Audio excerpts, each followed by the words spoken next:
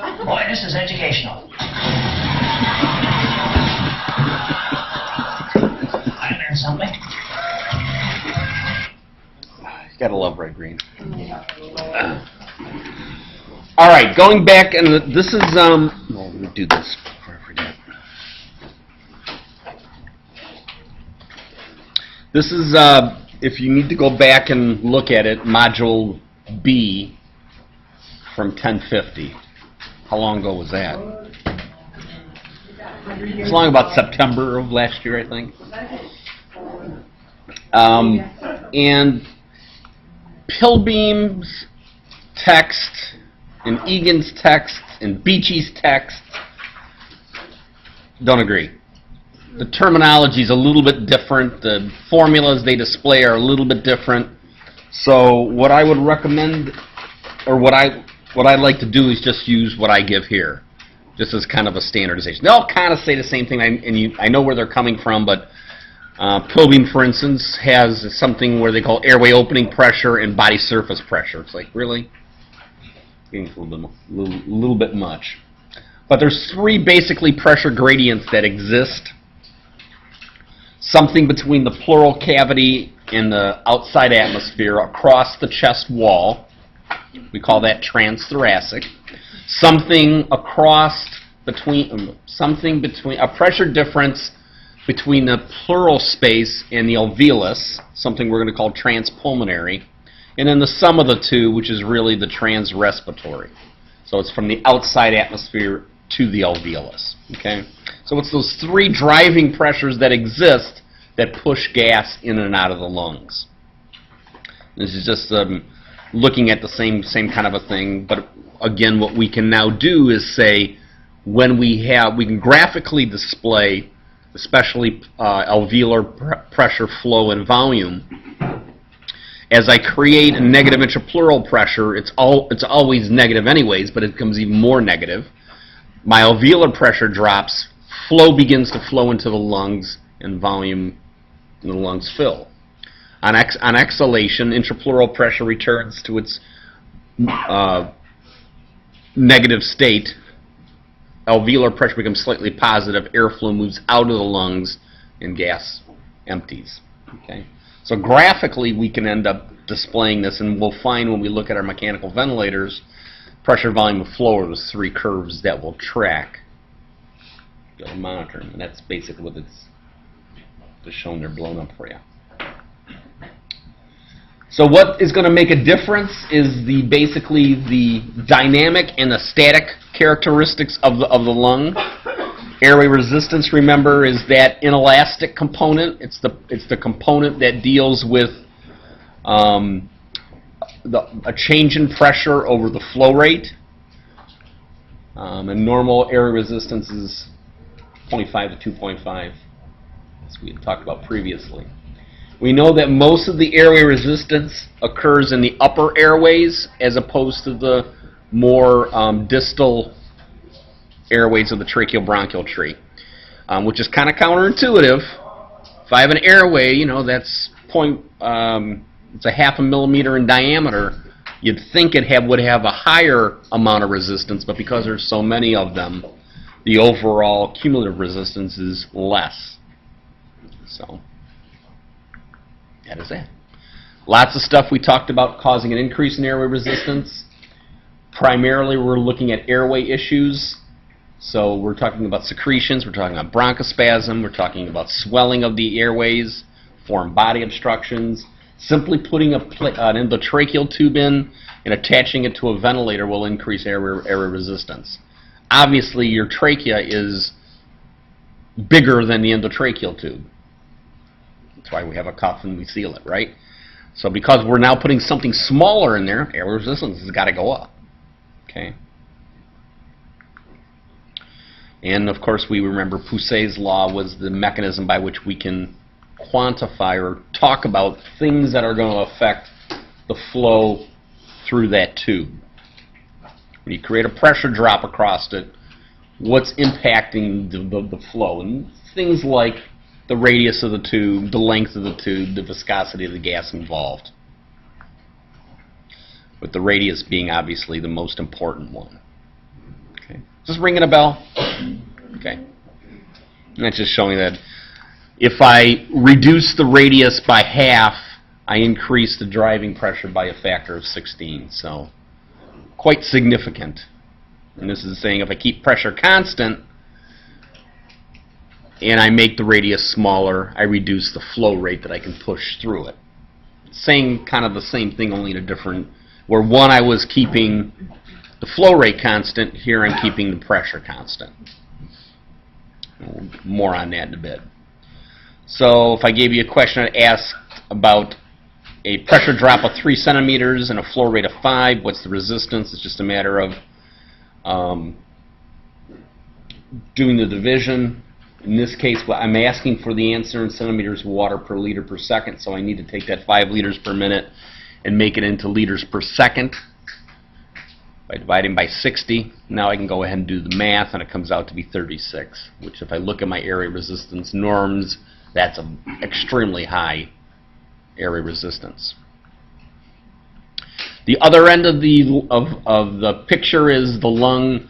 Not so much talking about the airways as talking about the pulmonary parenchyma itself, not talking about the tree branches, talking about the leaves. And this is where that concept of compliance comes in. We know that there is this two active forces working against each other, chest wall wanting to spring outward, lungs wanting to collapse inward. Because of that, the intrapleural pressure is a negative pressure under normal conditions, and there's amount of lung that is inside, amount of volume of air that is inside the lungs at rest, called the functional residual capacity. Mathematical inverse is elastance, and they go in opposite directions. We know how to calculate lung compliance by looking at a change in volume over change in pressure. Normal lung compliance is about 0.1 liters per centimeter of water. If I create 5 centimeters of water of a pressure difference in the intrapleural space, I generate 5 times that 0.1 or 0.5 liters or 500 milliliters, which is our normal tidal volume. Different lung diseases will create a situation where the measured compliance will be reduced. In the case of emphysema, the measured compliance is increased. It's not that the lung gets better, it's that we lose elastic fibers. So as elasticity goes down, compliance goes up. That's basically what that's showing. Increase in volume, you get to a point where you're not going to be able to stretch it anymore. So mathematically, again, if I give you a pressure that's required to ventilate, I give you a tidal volume, we can calculate out what the lung compliance is. Now, what we do, there are 2 types of lung compliance. The first one is static compliance. This is the one that clinically we're going to talk about quite a lot. Okay. What I do is I deliver a breath, I pause that breath for a moment, allow equilibration to happen between the airways and the alveoli, and then allow the patient to exhale. But measuring that plateau pressure can give me an index as far as what that static pressure is. Okay. Mathematically, then, static compliance is the corrected tidal volume divided by the plateau minus the baseline. Corrected tidal volume, I'll get back to later on today, but basically, when you inflate a lung, when you use a mechanical ventilator to do this, some of the volume that comes out of the machine inflates the tubing, right? If you watch a ventilator function, as you will in a little while, you'll see the tubing actually swell a little bit. Well, that volume is not going to the patient, right? That's volume that's lost inside the circuitry. Okay. We're going to call that thing compressible volume, and you got to account for it. So in this case, the corrected tidal volume would be the tidal volume that's coming out of the machine less that volume which is lost in the circuitry. And plateau pressure we know what that is, and baseline pressure under normal conditions would be PEEP or ZEEP or whatever. Okay, it's the end expiratory pressure. There is also the concept of dynamic compliance. Dynamic compliance is looking at that same corrected tidal volume, but using peak minus baseline. Now that I've said this, I will tell you we never use this. Okay, it's not a measurement. It's actually a bad use of the word compliance because resistance can affect it also. So mathematically, I'll never have you calculate it. I'll never do it. The formula's there, but we won't use it. We'll only use static. We'll only use static. So you're not going to question this. I will not question that. All right. I'm ventilating my patient, and the ventilating pressure I note is 20 centimeters of water to inflate the lungs to get that tidal volume in. Okay? I come back 10 minutes later, and now it's 30 centimeters of water. The amount of pressure required to ventilate has gone up.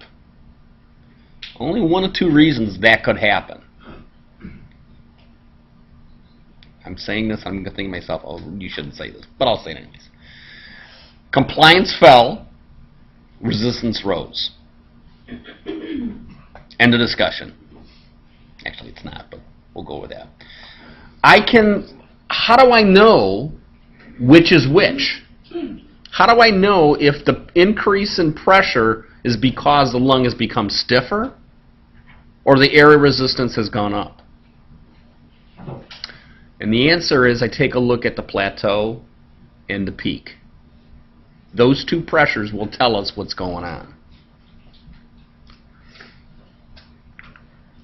So, if it's a If it's a compliance problem, when the peak rises, the plateau rises proportionally with it. Now, not number for number, but they both go up together.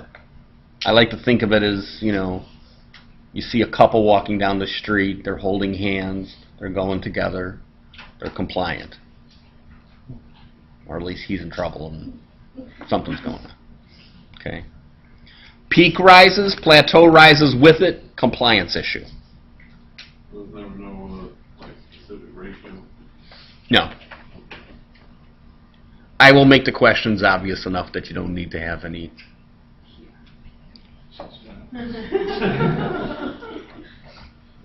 Okay, or not. Resistance. Peak rises, but plateau doesn't rise as significantly. So peak goes up by 10, plateau doesn't go up or goes up by 1. That's not a proportional change.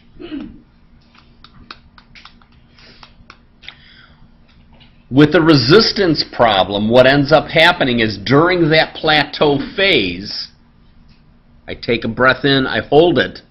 Now I'm in a situation where I can allow that pressure to, the pressure within the circuitry to dissipate across the lung. In doing so, the pressure that was high now comes down.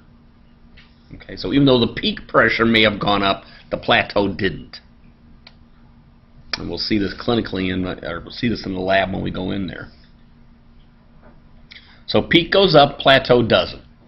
That's a resistance problem. Peak goes up, plateau goes up with it. That's a compliance problem. Because fixing the problems are totally different. If I have a compliance problem, I'm going to do different things than if I have a resistance problem. Well, the resistance problem, could be secretions. Could be bronchospasm. Well, treatment for that's a whole lot different than if I lost compliance because I have a pneumothorax. Totally different. Okay, so it's important to distinguish what the cause is so I know how to fix it. So here's my example. You're ventilating a pressure, and note his peak pressure is 30. You also measure his plateau pressure is 20. 1 hour later, you come back. His peak is 45, and his plateau is 22. It's a resistance problem. What could be a possible cause? Secretions. Secretions, bronchospasm, biting on the endotracheal tube. Okay. Graphically, and you may want to pay attention to the tracings. Here's my baseline pressure. When I inflate the lungs, it rises to a peak inspiratory pressure. Okay, peak pressure. I have a plateau established, and the pressure drops, and the patient exhales. What's the PT?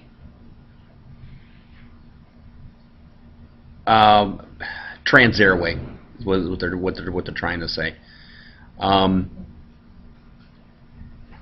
If the peak rises and the plateau rises with it, so this difference between the two doesn't change, they both went up together, I have a compliance problem.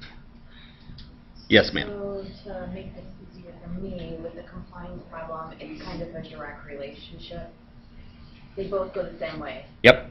Well, but the other one doesn't. Yes, go ahead. Just not as much, Yes. but they're going the same way. They're both going up together. Yeah, and then with resistance, it's opposite. Kind of. With resistance, you only have one going up. You don't have the other one going up. It just stays either normal It's resisting rising. Is that what the B? That's what B is, or that's what the bottom is. Let me rephrase that. Here I have a rise of pressure to a peak level and the plateau, same as I had in the one above. Now the peak goes up, but the plateau doesn't. That's a resistance problem. And what we'll end up seeing when we talk about the space here, this portion here, if I were to draw a line from the origin up to that plateau point, this box is resistance, this part is compliance. So you can tell whichever one is getting bigger is another way of looking at it. Yeah, the plateau is a flat line. This is just a line that I drew. Okay. Yes? So the bigger box you're saying is the resistance? I'm saying whichever one is bigger is telling you which one, where the problem is. Is this box bigger than this box? Yes. So it's resistance. Is this space bigger than this space?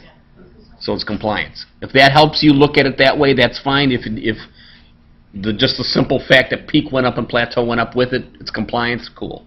However we get there, we need to get there. Within this problem, like plateau, is like in the second time it just raised to 22. So like it's not a significant increase, so like then why is the resistance? How much did peak go up? Wow. 10. Yeah. How much did plateau go up? That's not significant. So it's like Yeah. it has to be significant. It has to be, peak goes up by 10, plateau goes up by 9. That's how. Yeah. They're both going up together. Yes. But you had said that the compliance, it goes up proportionally, so why, I don't understand why the top one is compliance and the bottom one is resistance, when it looks like the bottom one is more proportionally different than the top one. No. Here's my peak. My peak went up, right? Yeah. 20 to 40. This, if we were to calculate out this, I don't know what this is exactly being here, but it looks like this is starting probably about 42 and going up to about 60 some. So they're both going up by a little over 20. So they're going up proportionally. Right. So why would that be a compliance problem? That is a compliance problem. Oh. Sorry. It's early. This is a resistance problem, okay? So if I gave you a tracing, a picture, you should be able to pick up on it. If I give you wording like I did in the previous slide, you should be able to pick up on it. Okay? Both are fair game. Okay. Deep breath. We've talked about this before, but let's talk about it again. Because there's two approaches to how we mechanically ventilate patients. One, and I'm going to use these terms very specifically, okay? We can have a pressure-based breath. We can have a volume-based breath. With a pressure-based breath, pressure always remains constant. Each and every breath delivered by the machine will have exactly the same airway pressure applied. 20 centimeters.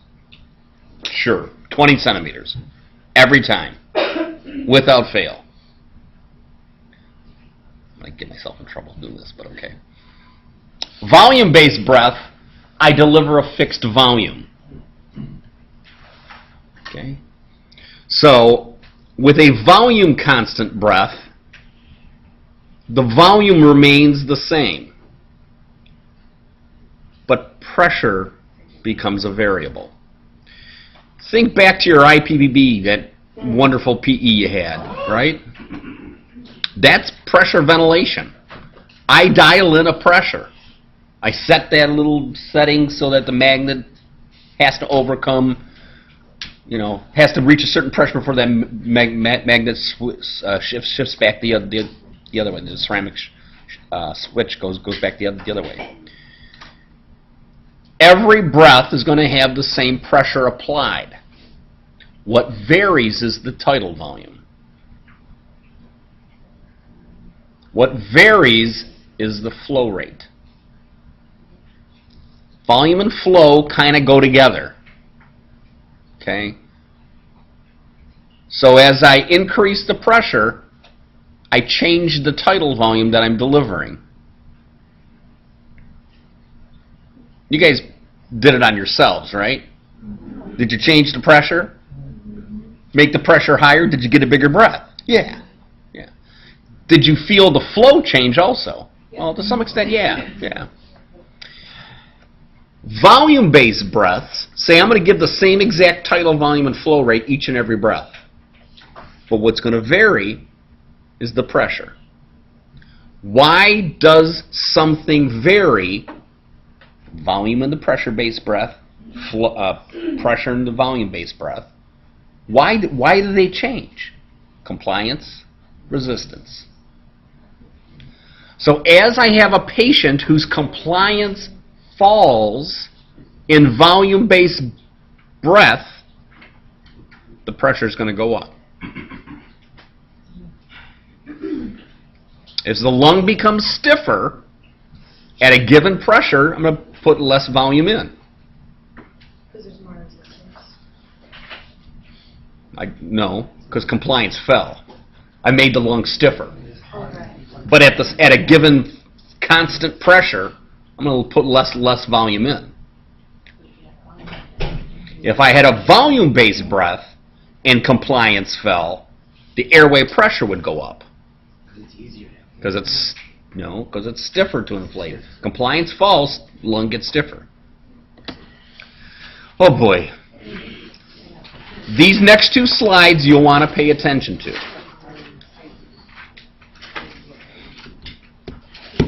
So in volume-based ventilation, I set the tidal volume as the clinician.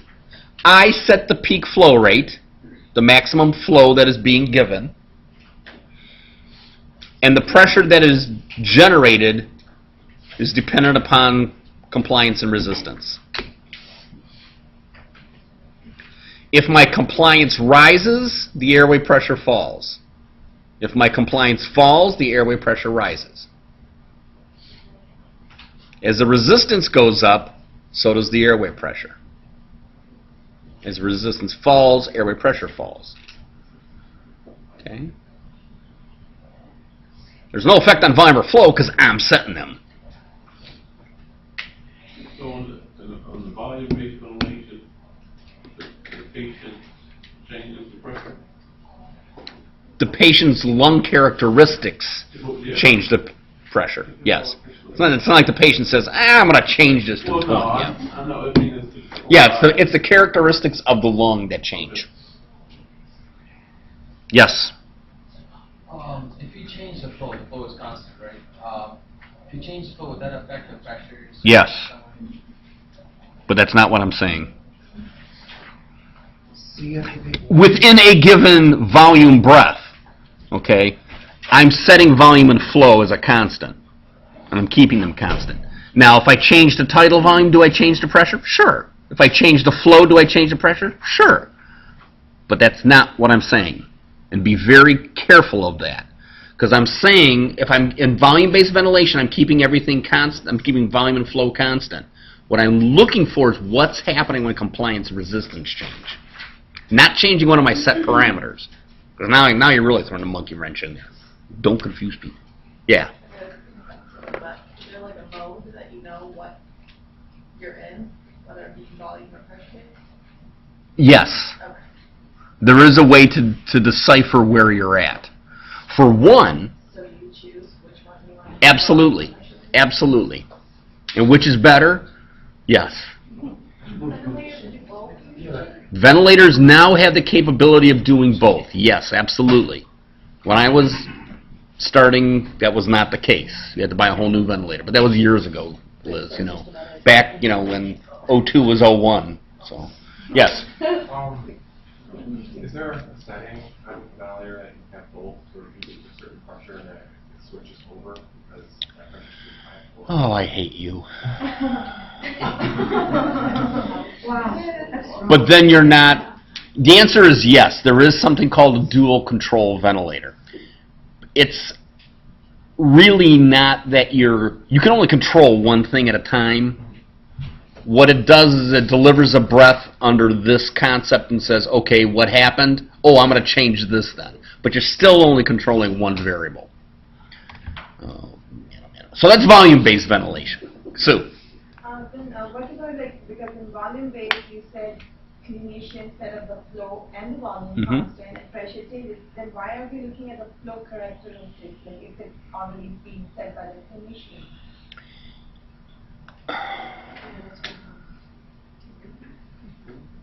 Don't worry about it for now. Okay?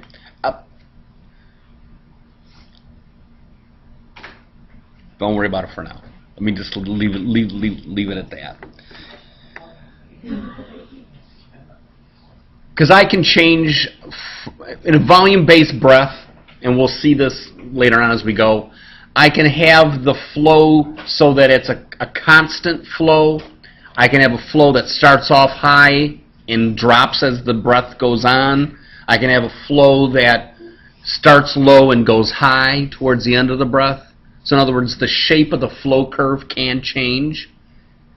It's going to be constant each and every breath, but I can have a square wave versus a decelerating ramp. I hated doing this. Pardon me? We have to keep an eye on what the graphic and whatever the visual is on the... Yeah, but if I'm in a volume-based breath and I'm delivering with a square wave flow pattern, and I go to a decelerating ramp pattern, I'm going to change the pressure involved. That's why I said it's one of those characteristics. And I hope I didn't confuse anybody on that one. Yes, sir. If you were just saying that the flow could be, they got ventilators where the flow was changing while during the breath, of increasing or decreasing towards the end of the breath. Is that what you said? I said that there is a mechanism by which we can make the flow pattern in a couple different ways, but it's fixed. Every breath is exactly the same, and the patient has no control over it. Okay, and that's an important point to realize. Flow is fixed. Has anybody ever been on a ventilator? I need to think. Do you remember, Andy, being on it, or? I remember coming off. That was the first. Okay. Most people, if you ask them what it's like, they'll say, I couldn't get enough air. And it wasn't that the volume was wrong, it's the flow that's wrong. They're out of sync. In volume-based ventilation, one of the problems is I'm setting the volume and the flow. If it's not what the patient likes, tough rocks. Pressure-based breath, I set the pressure. Volume and flow become variable. Volume and flow become dependent on lung compliance and airway resistance. Okay? So if they feel like they weren't getting enough breath, is this the way it feels, or is it normal? I mean, well, it's hard to set the ventilator up so it's perfect every time. They change positions in bed, and now the flow is not adequate. Trust me on that for now. I mean, we can look at like the heart rate and everything. Yeah, the patient become agitated. So what do we do? We give them some propofol. They're no longer agitated. You think I'm kidding? That's the easiest way to solve the problem. Is it the best? No. Okay. Pressure-based breaths, fixed pressure, variable volume, variable flow. Patient can generate whatever flow they darn well feel up to the maximum the ventilator can deliver, which they never come close to. Okay? With pressure-based breath, sounds like a great idea. The problem is, as resistance and compliance changes, volume changes. And I may not be giving enough tidal volume then to support alveolar ventilation and CO2 control. It makes a difference. So which is better? Yes. I mean, they both have flaws associated with them. But the important part is that the person at the bedside understands the difference and can work around it, work through it. If something's not set up right, would the saturation change? Sure. Sure. Would you know something's wrong? Sure. You can look at them and see. You can look at the tracings, the ventilator waveforms, and see. You'll know just by looking at them, because they look hungry. Not hungry, air hungry. I have a question. So if you put too much pressure, for example, if you put the pressure on too much and cause hyperinflation in the patient, and do that too often for too long, causing chronic hyperinflation, would that... Well, what kind of a lung are we talking about? If I'm talking about a COPD patient, it's probably less of an issue. They'll all have a problem. On a normal lung, if I intubate you, put you on a ventilator, and I put you at an excessively high pressure, you're probably going to run into some barotrauma. You're probably going to blow a lung.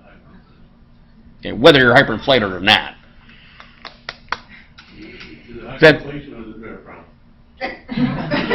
I'm hyperinflating to the extent that I'm causing barotrauma. No. You're putting more volume in than the lung is able to handle. So what's going to end up eventually happening is you're going to tear it. It's a piece of tissue, and it only gives so much. Yeah. When we talk about hyperinflation of a COPD patient, we're talking about a chronic, can't get it back out again. Okay, so we okay on volume versus pressure for now. Yes. The patient's illness, is that taken into account? They seem like it was for the more acute personal volume based. Like if they absolutely need a surgery, so it doesn't matter. No. What matters is that who's ever at the bedside monitoring them pays attention to the tidal volume that's generated on a pressure-based breath or the pressure that is generated on a volume-based breath. So alveolar minute ventilation, again, we know is related to PCO2. Higher alveolar ventilation, lower CO2. Lower alveolar ventilation, higher CO2. And we know how to calculate alveolar minute ventilation, taking into account dead space ventilation. We know that there's a couple different types of dead space, anatomic, alveolar, and mechanical. And we can change that alveolar minute ventilation by rate and volume. Oxygenation, again, we've been through 1,000 times. It's space under the table concept.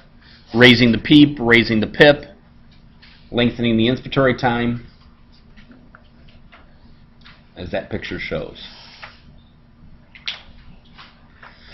All right, so I got my compliance and I got my resistance.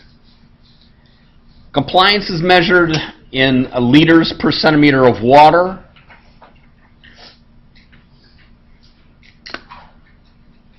Resistance is measured in liters per centimeters of water per liter per second. If you were to multiply the compliance of the lung times the resistance of the lung, the centimeters of water and the liters cancel out. What I'm left with is seconds. This is called the time constant. Kind of a hard concept to get grips with.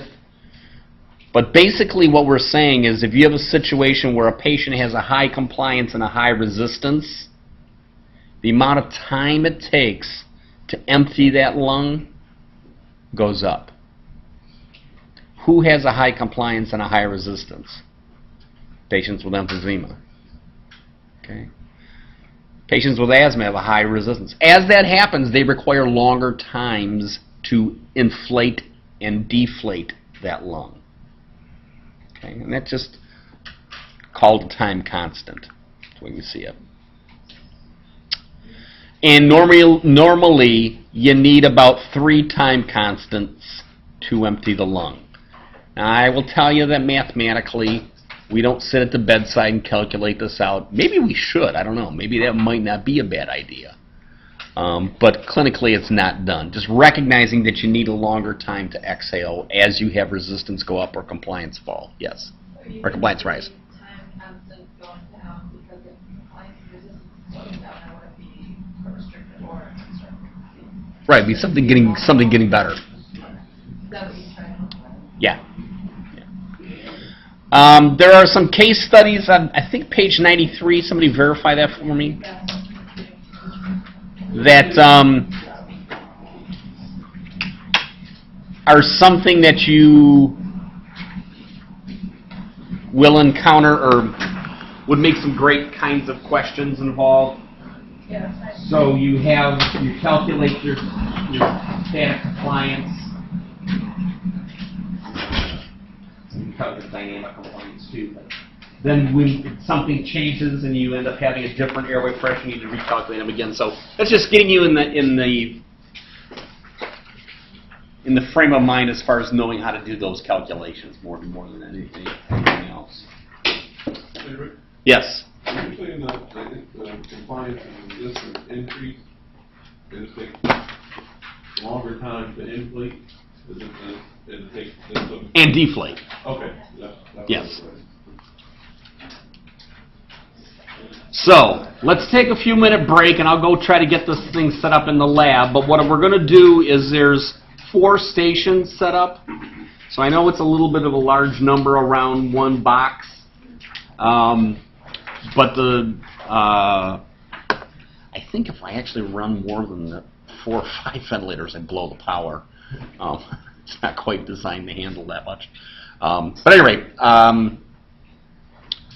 each of the 4 stations, it doesn't matter which one you choose. They're all, it's not so much that we're focusing on the ventilator at this moment, but we're focusing instead on what happens when I change compliance and resistance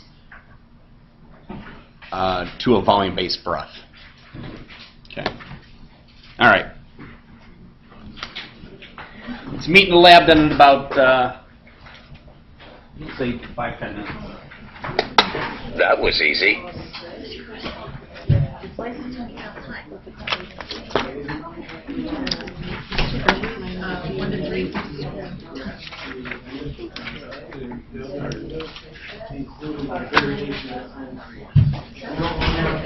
If you don't have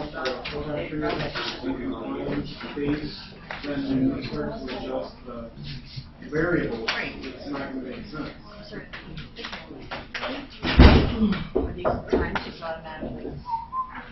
Once, I would imagine, maybe I'm wrong, but once you understand compliance and resistance, your volume and pressure, then you can start adding variables for time and everything else. I know right now.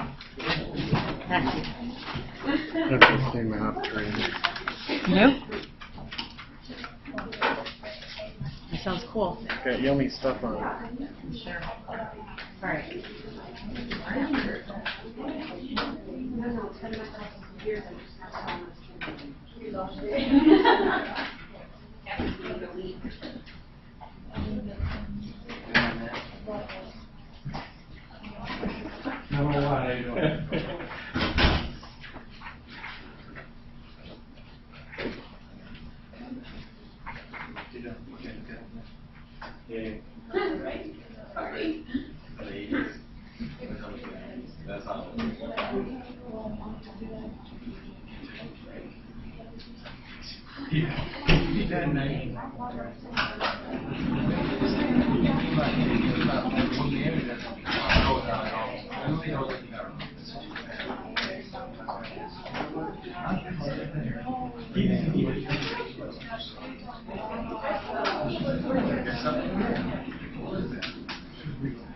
Questions that I got right.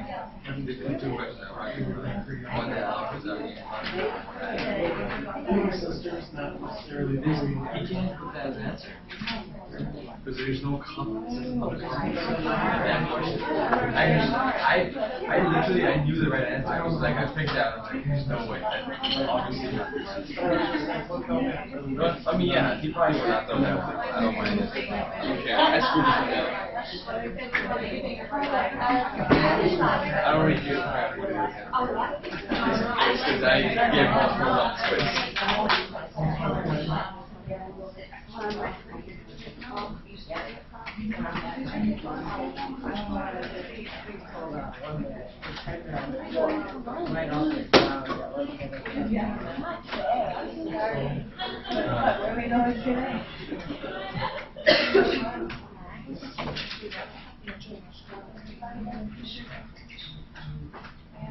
Make all the decisions? Yeah, you're just like.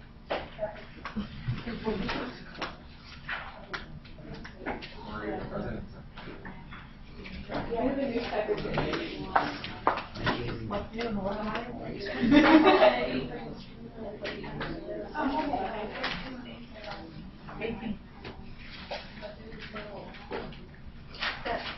What?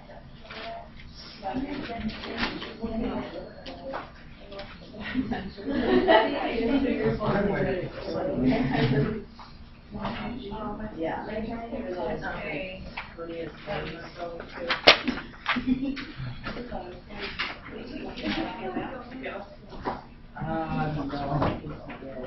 I got that.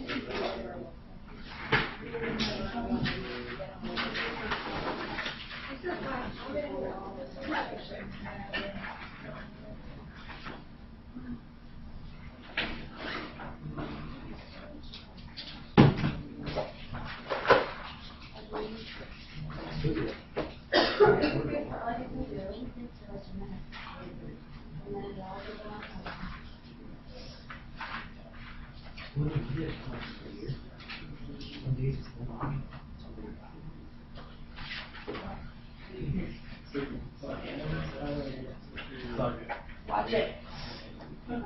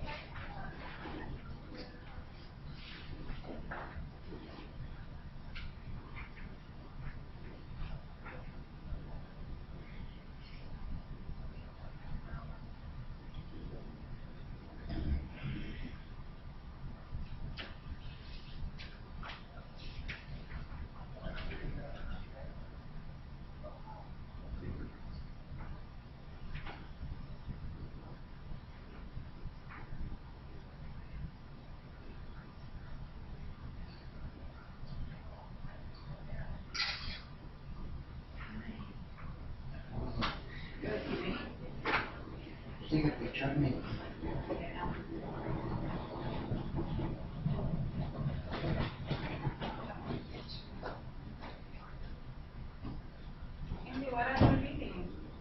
The newspaper. Is there something interesting in there or what? Pretty much all bad news. Please, Andy, we don't need no bad news. Oh my gosh.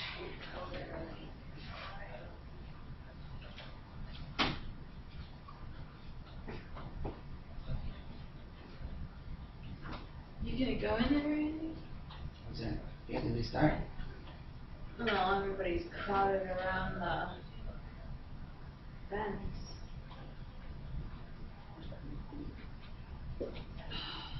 How'd you do on the quiz? 90 something, I think. Yeah. It's the first time ever. 90? Oh my gosh. I have to study with you, Andy.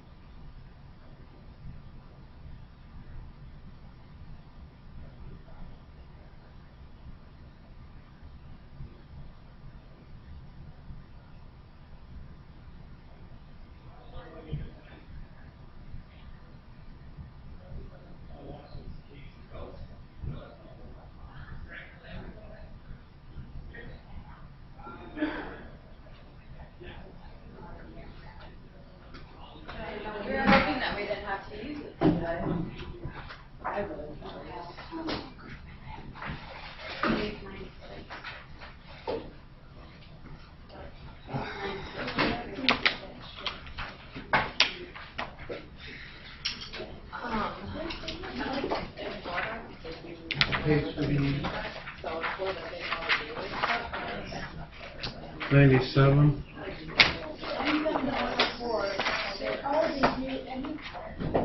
Yeah. So just 96. It was like 96, and then 96 to 104 now. The bigger on the 96, equation yeah. versus this. Yeah, now It's just these, because these are just different questions, these are equations to work out. This is the lab, here. 96, 97? Yeah, it stops at 10, you top of 97. That's at what? That's at 104. No, if you look at it, these are all, after over 10 years, these are all equations and stuff to work with after.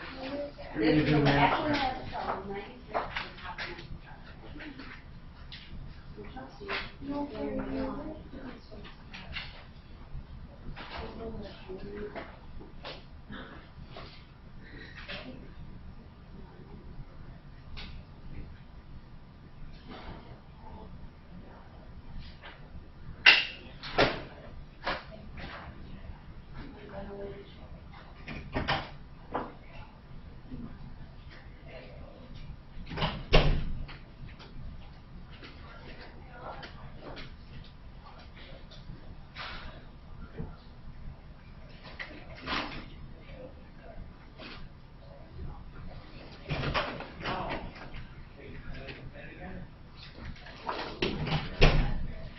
Page 96, we have to take one down. Oh, we do?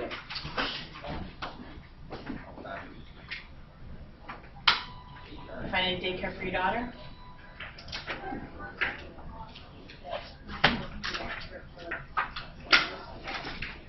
That's nice, good for you. It'd be nice, I can't write it off like I could if it was a daycare, but kind of know what's going on. Total, I'm with you, 100%, totally. Well, good for you.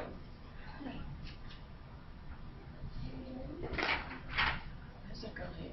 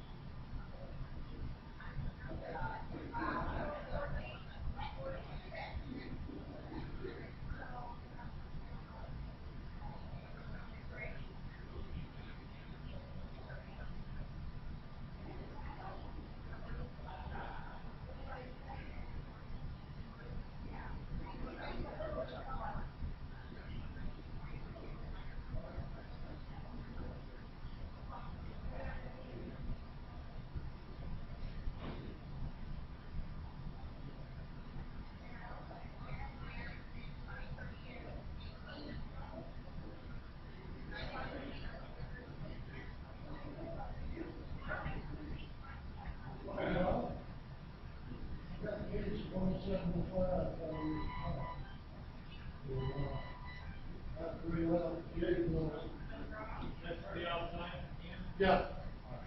Yeah, 175. Can I get a lot left or not? We've got a couple of cases left. Okay. We use at least tomorrow.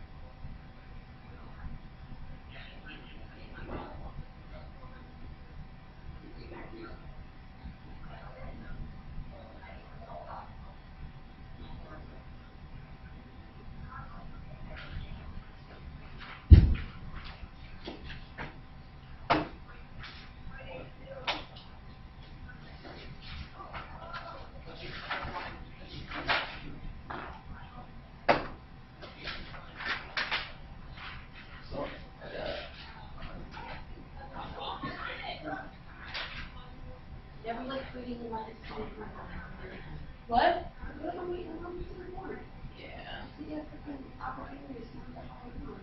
Yeah. Much. And then he's gonna come back in here and lecture again. And run for the new one. Not even We almost should have set something up in here so you guys could put on. Well, so we could put it on there and so everybody gets paid. Yeah. Maybe we can ask them to do that.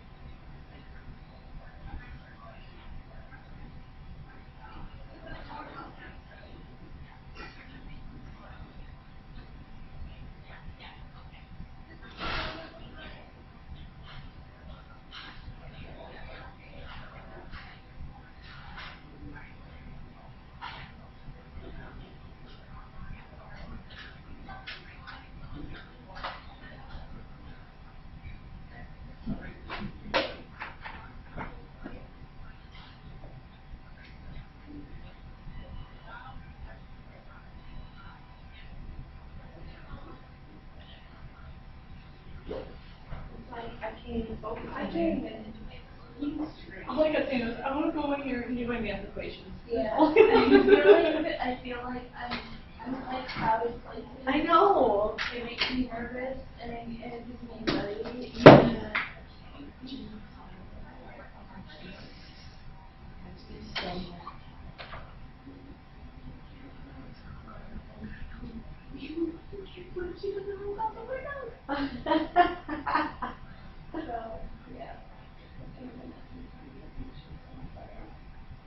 She goes and she has to be like, I have a two-seater. I'm driving my motorcycle. I'm driving my bike and Alex sits on the back, so. Yeah, I'm the sidecar, but we're going this one person. When you have your love and it's about half of it. So my car can recline, so I just, I really can't fit. It's A and I'm hungry. This program is making me eat like a goddamn horse. That's all I want to do is eat. Me too, I just don't have fucking time. See, I do. Yesterday I had pizza on like 4 breadsticks. It's like there. Pizza Hut. You know, it wasn't really that great, so. I had it when I was in Texas. And it was terrible. It Yeah. used to be really good. Yeah, it did, and we were like really excited for it because we hadn't had it in forever, and we got it, and we were, you know, the only good thing, it was Green Wednesday, their chicken wings were so good. Yeah. I don't either, I used to own the salad. I love their, lunch buffet. Yeah. It's just So salad those bar. are- yeah.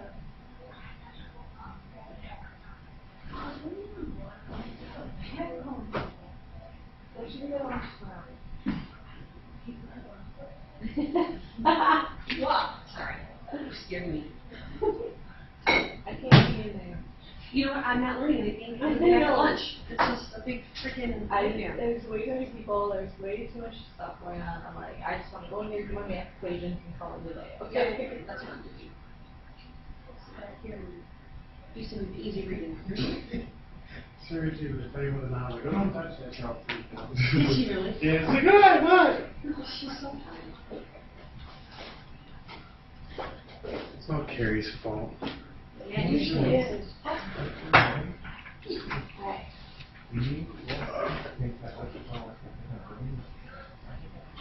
It's all for compliance, you know? Calculate. Yeah, because every time I use it, color carries documents. They want to wear a foundation. You know what's sad? We want to wear my color. cones out. Our store is like that. You don't have your They color. want to do that. Weird. And then I feel uncomfortable, and I'm And like, here, how I'm do you trying find to this necessary? It's like all the way in the back and stuff, I'm like. We don't serve you. Yeah. You know what, they don't realize that if you're really pale, it's like a lot harder. I agree. That's true. I agree. They were actually, Yeah. because little blemishes pop out everywhere. Yeah. That's why I use spray tan on my face, because I sat out there and everybody else with the sun, I'd be one giant freckle.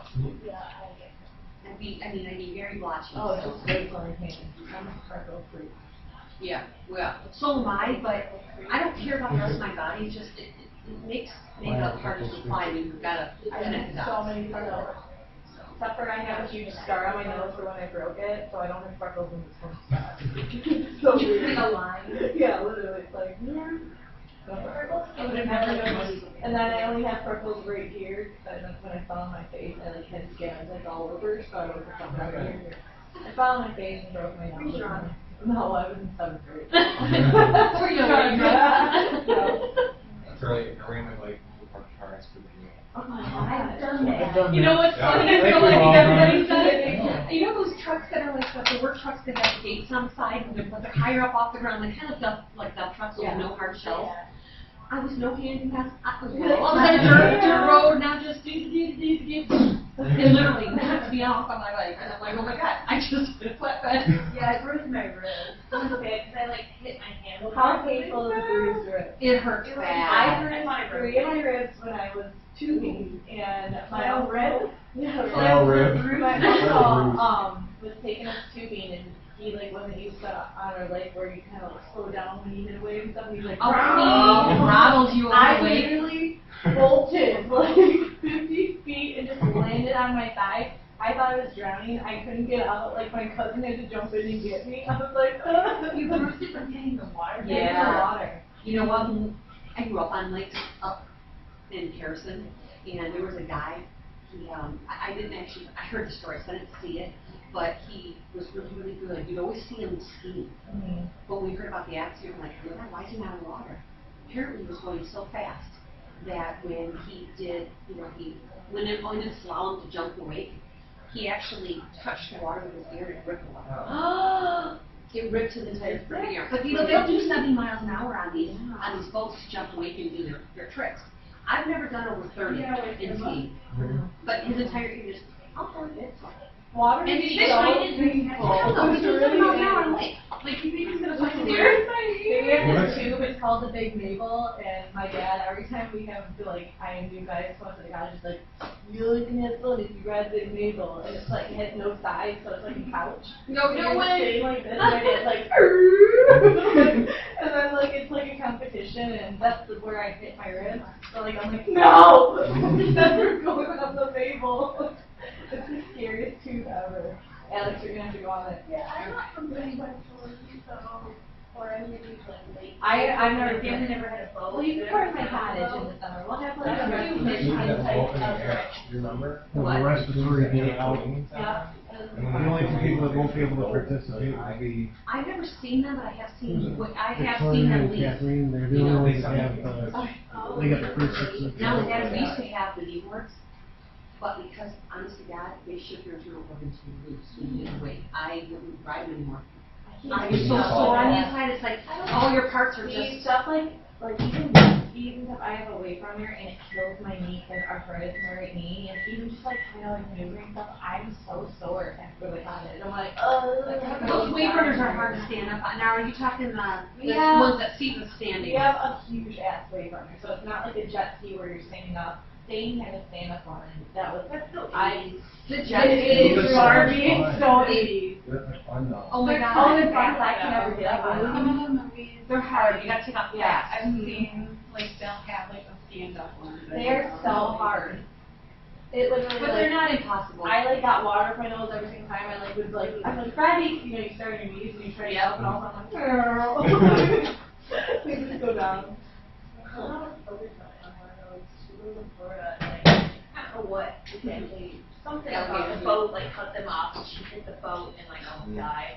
And like was in the hole, and she's like, she's completely normal. You know that big tire by the airport? Yeah, the huge tire. Oh, yeah. Okay. Michelin tire? Yeah, well, the guy It's like weird. that I got, his daughter was on a jet ski and she was going really fast and she hit a wave. She hit her head on the steering wheel and fell off the jet ski and drowned. Yeah. They're actually like, well, I'm just watching like, Going in your bathing suit. Yeah, really. You know what, I didn't used to bother me, but at some point I didn't wonder if we could get me right. And now, I mean, there was some kid in Preston Township, last year that was actually in the house. He got sick, but they didn't know he was sick from when they figured out that he had that parasite, or actually not that, no, and it was brain when he died. It was brain wasting parasite. Yeah.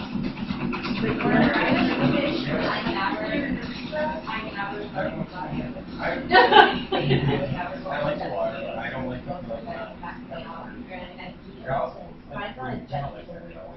feel It's just, it's about not having anything to eat, I'll do it. I can do something. Yeah, honestly, the older you get, the more cautious you become, you realize that you are not immortal. And it's hard to tell. I like feel like I'm like so afraid of tubing, I'm like, Yeah, he goes slow. Like, like, yeah, he's like, I won't hurt you. I'm like, oh, he's going like 5 miles an hour. Like, 17 miles an hour is actually a very good speed. well, we go on our way. My dad goes on the wave runner. If we want like a nice leisurely like fun runner, I will take it on my boat. But the wave runner goes so fast, so like when you want like out of control, we'll take the wave runner out. Oh, yeah. I haven't been out of the water in a very long time. Well, you can come to my cottage. I'll have a respiratory trip. Oh, I think we should have a summer trip. Seriously? Seriously. Do it. Tell me yesterday she was at I will come with goodies. Yay! How far up north are we talking? 2 hours. Okay. Watch it stands all the way up and it's 12 and I'm falls. I know. Not going there. I'm so. What county is it in? Say West Branch. It's like. Oh, I know where West Branch is. It's north or south of West Branch. From like 75 to West 10. You take West 10 off to West You Branch. take 75 to exit 202 and then like 59 here. Oh, It's so easy. But my parents are leaving today and they're like, oh, the weather's so beautiful. I work all weekend. And I'm just like, fuck you. Yeah. I was so upset. Yeah, I need a vacation. Yeah. After last night, I'm going for 11 days. So you guys know. When is that? Oh, I'll say July 13th. Until when? I'm going from whatever, if how we're celebrating your birthday after that until like the following week. July 13th. See, we'll have to have a road trip, which is a couple days. Are you July birthday? I'm a third Let's birthday. do it. If you guys work during the week, we can do even during the week if we have our. I don't work. I don't have a job. I lost my job. Okay, well let's do it. You go to pizza? I did. I had to. Is that? It's weird that I feel You're like not seeing go out now. I just still talk to them. I really don't, because I think when I used to read the Seriously, Your last I older should than you. I was probably like 7 now. He was the cute, like I had my favorites, and I'm always like, oh, what's up? Well, you know what's weird is I get attached to people fairly easily. I don't know if you've noticed, but they're friends of mine now. I mean, we camp together, and I feel some of them are literally like my serious family friends. You're done. I just don't want to do diapers.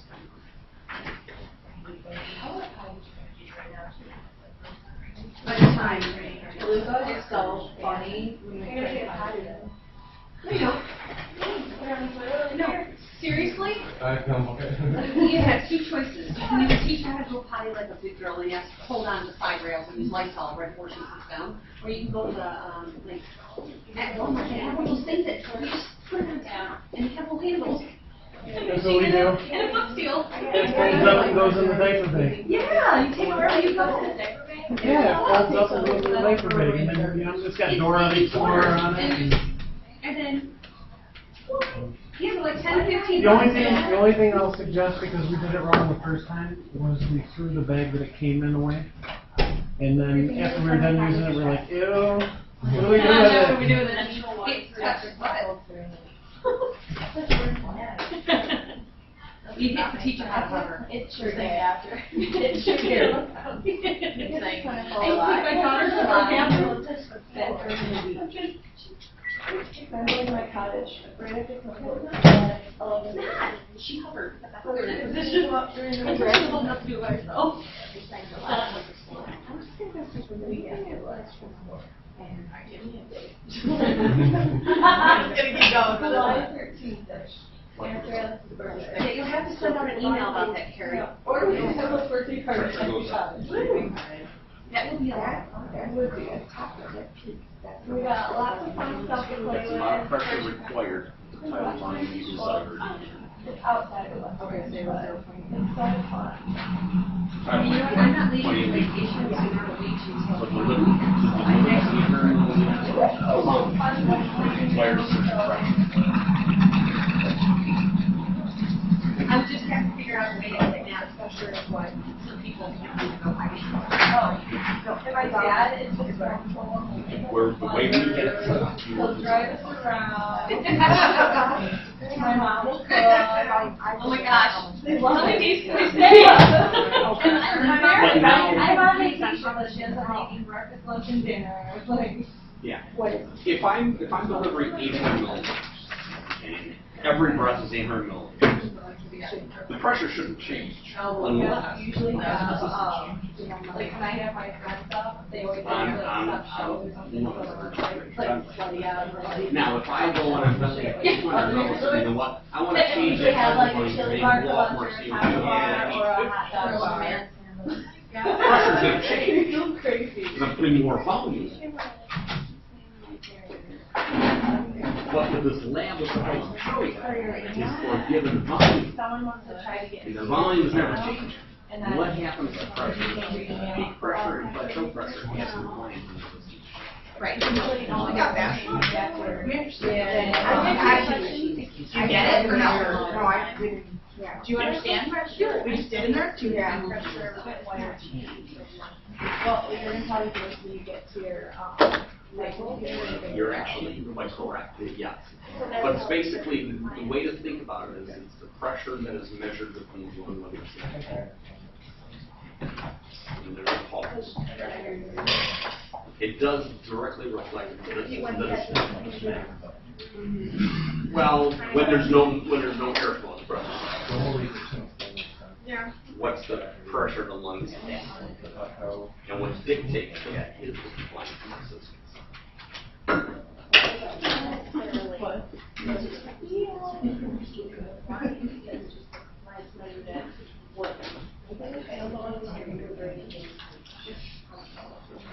But that's the type of volume we need, so I guess.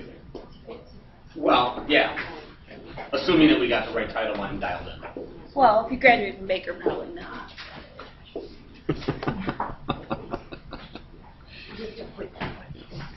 In this question, likely the methods trauma during sectioning.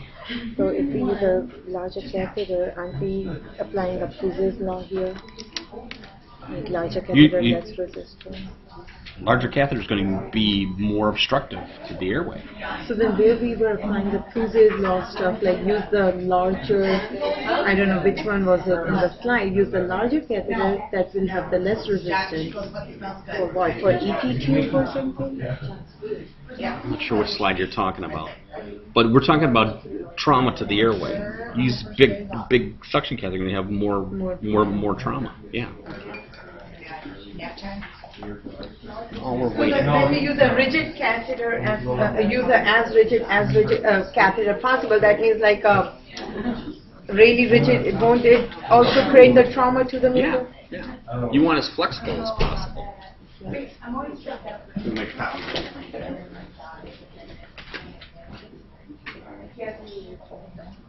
I've seen them do Right. open their hood and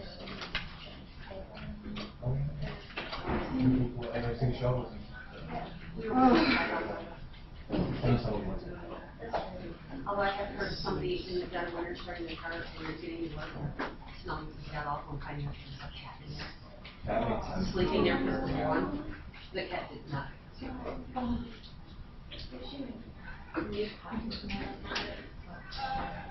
That's nothing worse than listening to them talk about the interosseous injections and freaking drill them like this. So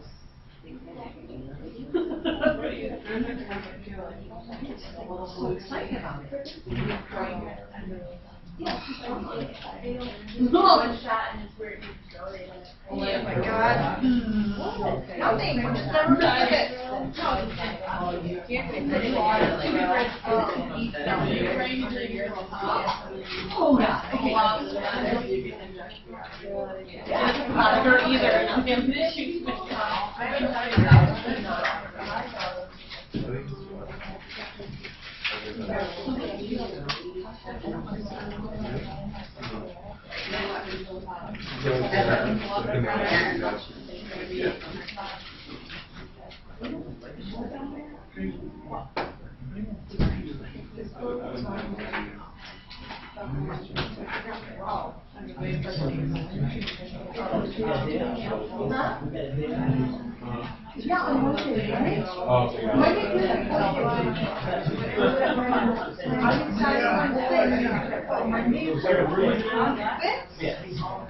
Oh, after wedding and going I know. So, did you check with somebody? You could say, you know, pressure based. I don't know,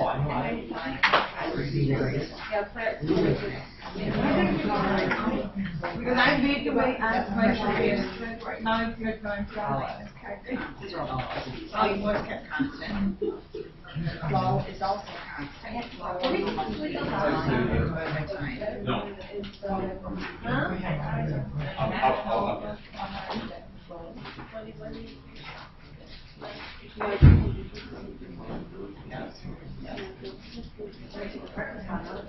I know. Wow. 15 I know. No, I want to do this, and I find out those Because they're fighting hard on it. It wasn't you. They recommended Clark to make this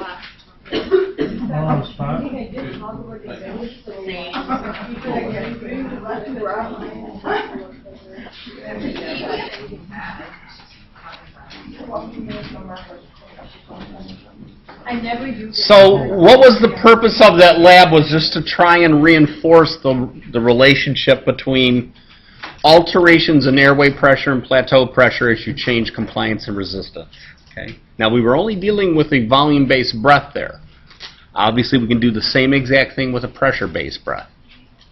And we'll see airway pressure not change, but we'll see volumes change. Okay. This is an important concept, so I will drill this and drill this and drill this until it becomes second nature, okay, because it's going to affect it. Okay. Oh.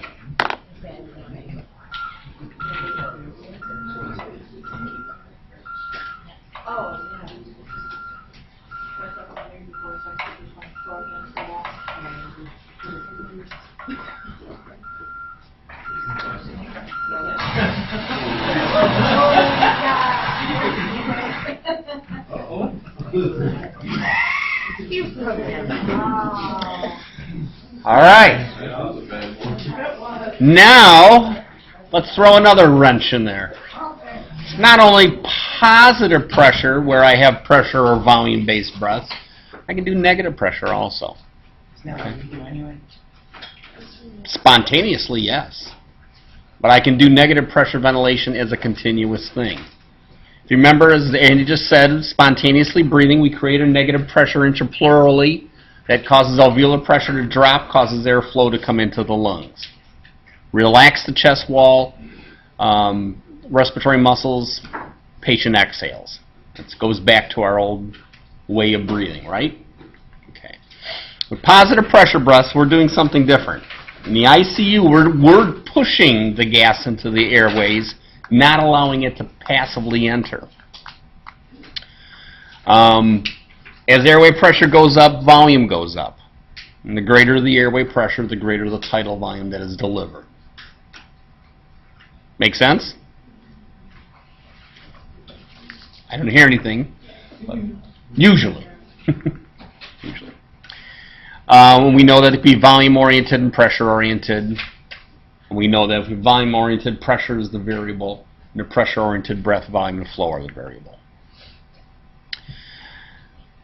But there's all kind of other ways to do this. Let's talk about negative pressure ventilation first. This was an attempt to say, well, this is how you breathe naturally. Why not create a system that allows the patient to do exactly that? The patient will have this normal negative pressure change and volume will come in. The examples of these are iron lungs, something called a chest cuirass or a chest shell, or a poncho ventilation. Kind of weird stuff. How do they work? Well, instead of forcing air in like we were doing in the lab, here I'm creating a negative pressure on the outside of the chest wall. In the process, then I suck the chest wall out, I create a negative alveolar pressure. I'm separating the chest wall from the, let me rephrase that. I'm separating the parietal pleura from the visceral pleura, thereby creating a negative pressure. That pressure gradient allows air to flow into the lungs, just like we would do spontaneously. When that vacuum stops on the outside, muscles relax, and you end up having exhalation happening, just like you and I do. And this is what an iron lung looks like. Okay? It's nothing more than a big vacuum source creating a negative pressure within that box. Notice the handle, in case you have to manually ventilate them if the power goes out.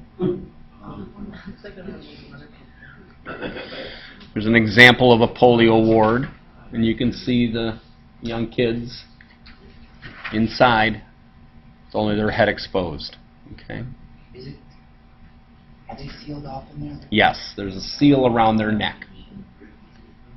So everything else is on the inside. I will tell you, remember about 4 or 5 years ago when the power went out? There was actually somebody in the area on an iron lung that lost power. Doesn't that, This is a chest cuirass. Okay? It's basically a mini version of an iron lung, because all I'm doing is I'm creating a vacuum and sucking the chest wall out. Sufficient enough to ventilate. he's just trading stocks. He's trading stock, sure. Does it make the patient take a breath in? Oh yeah. Yeah, it makes, And Johnny brings up a great point. The only time you can breathe is when the machine says you can breathe. Okay? So you got to be in sync with it. In fact, if you ever have an opportunity to try in a chest cuirass or to go into an iron lung, it's a blast. Because as you get inside, you can only talk when the ventilator is not cycling on inspiration, because you only vocalize during exhalation. But you're not dictating when that inspiratory and expiratory times are. The machine is. When somebody's on this or iron lung, how long is the treatment or? It can be continuous. In a lot of cases, they're on negative pressure ventilation at night. So say someone has something called post-polio syndrome, where they end up having recurrent deficiency in ventilation. They may just need it at night. A lot of neuromuscular diseases are like that. Just put them on at night. Can he drink his tea regular? Sure. He can even have an extra caffeine if he wants. It has nothing to do with any aspect of his life beyond that. Here's the poncho. Isn't that a sexy looking thing? Now notice it's basically just a poncho, and then there's seals that are created so that negative pressure is going to pull their chest wall out. So the neuromusculars are the ones who are going to probably see the most commonly use the sauna, if they're used at all. And since the onset of non-invasive BiPAP we'll talk about, you see less and less of this. Yes, Andy? Doesn't that kind of mess with your blood flow? Yeah. We'll talk about that in a second. So positive signs. I don't need an airway. That's huge. They can communicate. Granted, they can only do it during the expiratory phase, but they can communicate. All those other things, as far remember, an artificial airway is an open sore, so the chances of infections go down. Downside to it, can't get at them. When you're an iron lung, it's kind of hard to change, give them the bedpan, whatever.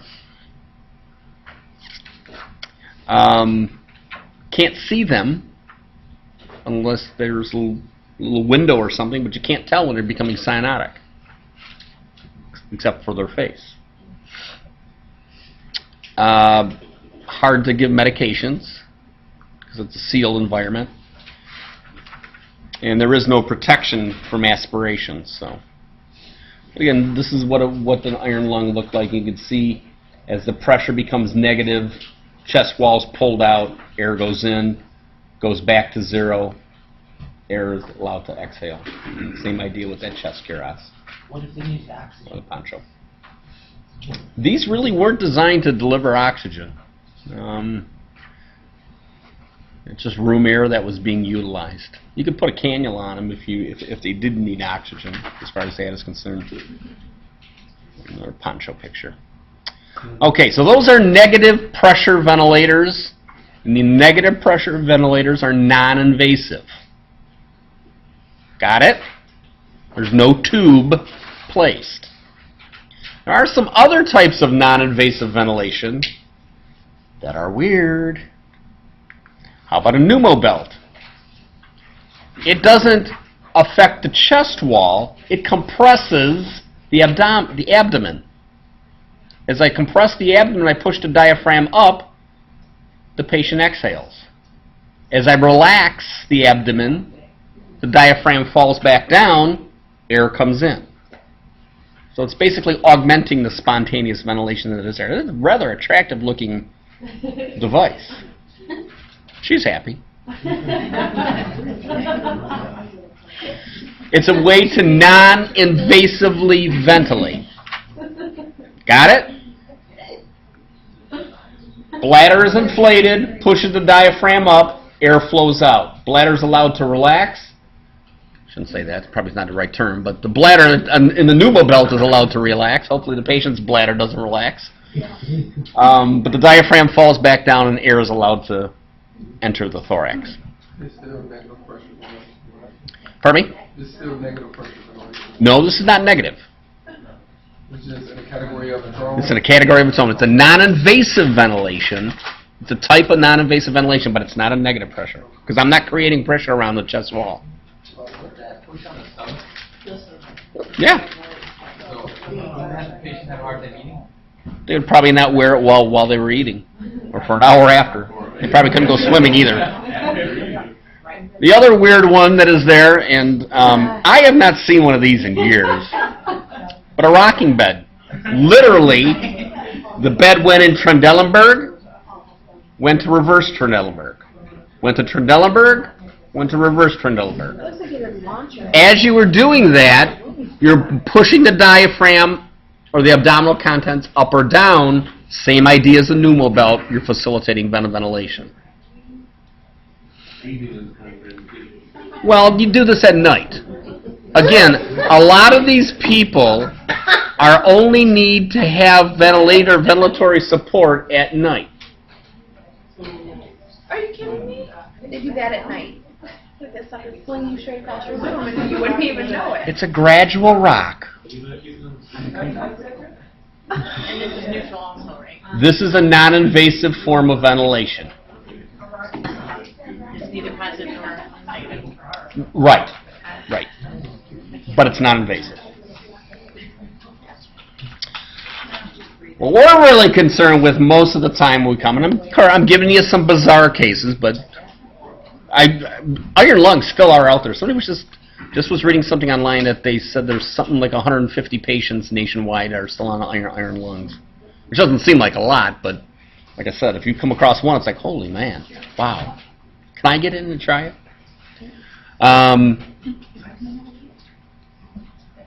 As I increase airway pressure, by pushing the gas in, I create, again, that pressure gradient, and I'm pushing the tidal volume in. There's two subsets of positive pressure ventilation. One is non-invasive positive pressure ventilation, and the other one is invasive positive pressure ventilation. Okay? The non-invasive are what we're going to call BiPAP, and that is a trademark term. BiPAP stands for bi-level positive airway pressure. I have two different levels of pressure that I set, and in the process I'm able to ventilate them. If you walk in, you see this one on the right, run very quickly from the hospital. Or actually drive very slowly away from the hospital. I think most of these are finally finding their way into the garbage dump. We still have one in back. We never get rid of anything. But it was an old unit. This is a newer one, and it's actually a newer one yet. Lots of mechanical ventilators we're going to come across. Again, we're dealing with the 840, the Draeger XL, and the Servo I. But there's all kind of brands that are out there. Terminology. Baseline pressure we've talked about before. We talked about the level of PEEP. It's the baseline where the inspiratory phase starts from. Okay. In theory, if you had 0 end expiratory pressure, ZEEP, and somebody brilliant said, hey, wait a minute, if we're using positive pressure to push the air in, let's use negative pressure on exhalation to pull it back out. Well, the problem is that it promoted airway collapse. Would that help every single person? Actually, no, because their airways collapsed. Can't you set a certain amount? Yeah, you could set a certain amount, but it ended up causing airway collapse. That was the problem. And that's what NEEP stands for. The nights that go NEEP. Peak inspiratory pressure is the maximum pressure measured during the inspiratory phase. End inspiratory pressure is a little bit different, but it's the pressure at the end of the inspiratory phase.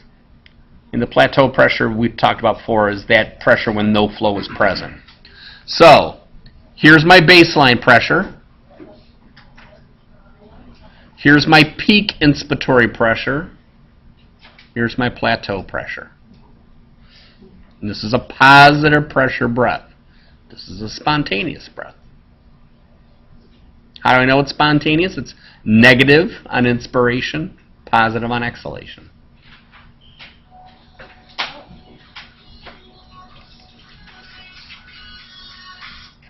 Okay. If you remember back somewhere along the line, we were talking about the do I have it here? No, I don't have it here. God, I'm drawing a blank on the name of it. The equation of motion. You guys remember that? Somewhere way back there?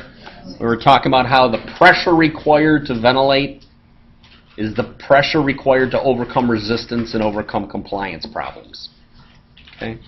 There's a certain amount of resistive work and a certain amount of elastic work. And like I was saying, this is the resistive work. If I were to, this is my peak inspiratory pressure, this is my plateau pressure. If you draw a line, you can kind of get an idea of how much is resistance and how much is elastic, for what it's worth.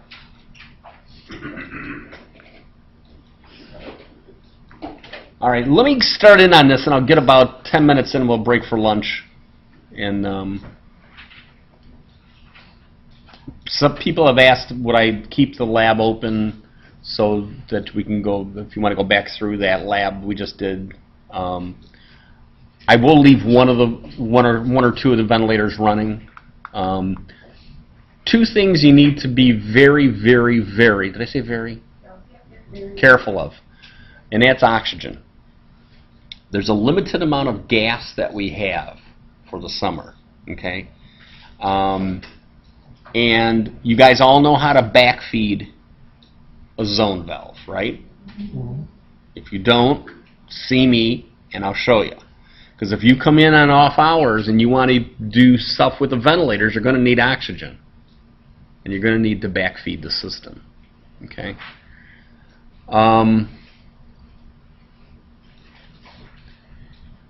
If the ventilator is turned off power-wise, but the oxygen is still plugged into the outlet, there's a small bleed that is there.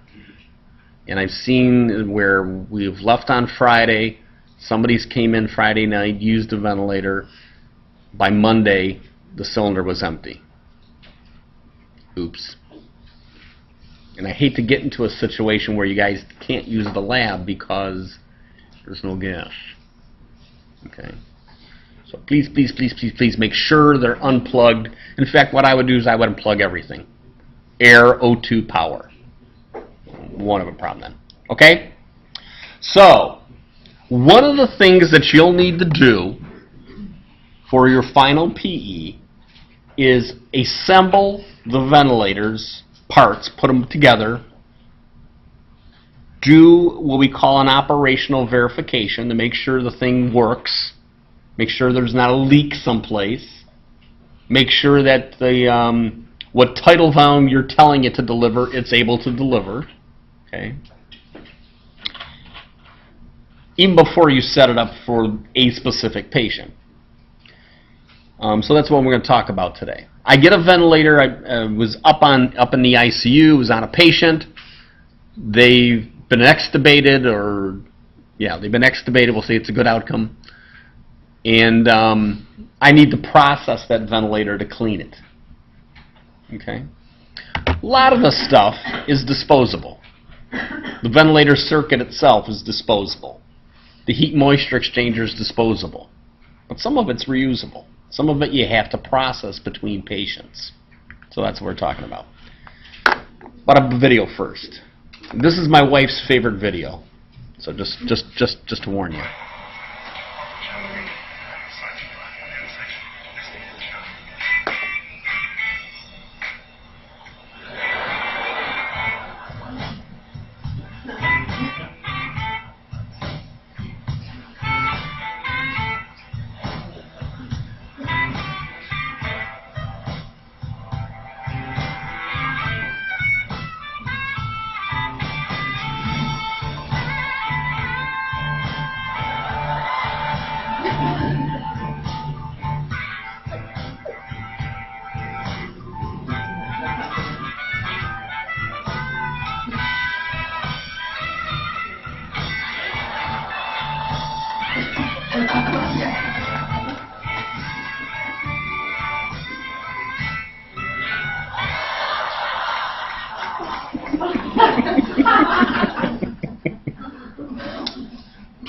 Okay. What can I say? All right. When we bring that ventilator back, we bring it typically back to a dirty side.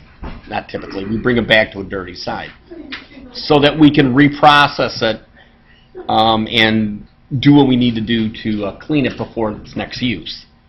Always assume the ventilator circuit is contaminated with something terrible. So we're going to treat that as any fluid that is inside the tubing, any humidity that's inside the tubing, that's considered contaminated condensate. So you want to use appropriate caution.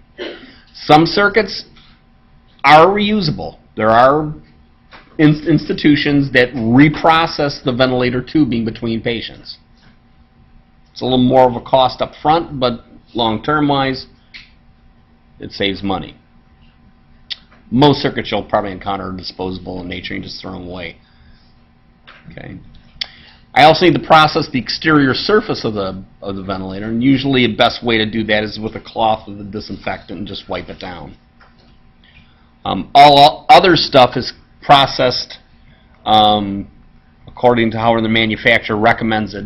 Mary's talked about Sidex, right? Activated glutaraldehyde. Soak it in there. Pastormatic pasteurizing. You guys seen the pasteurizer there? Some of the pieces can be done. Gas sterilizing using ethylene oxide, which you know then also requires.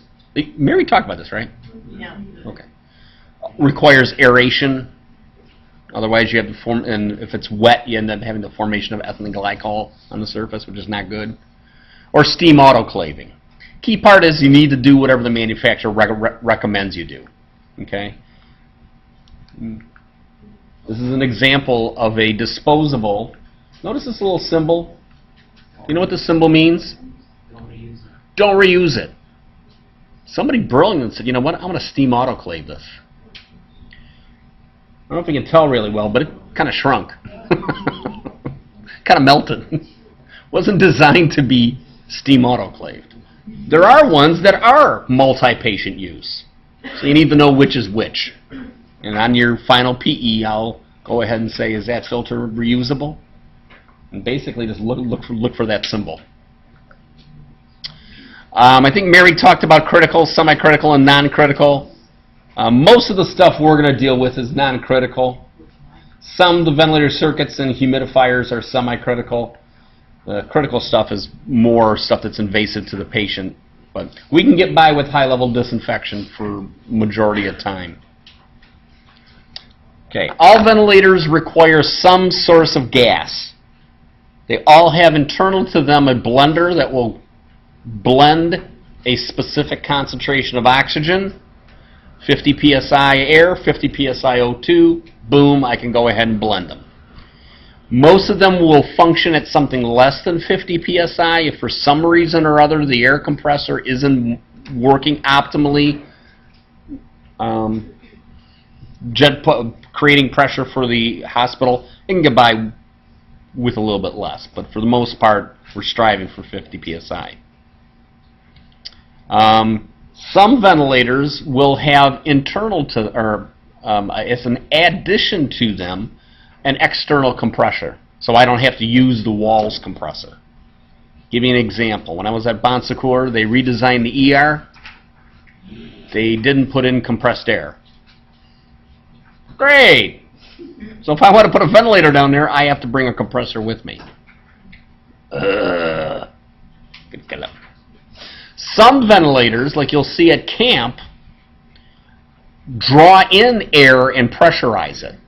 They use a specialized turbine that will end up generating gas flow by using room air.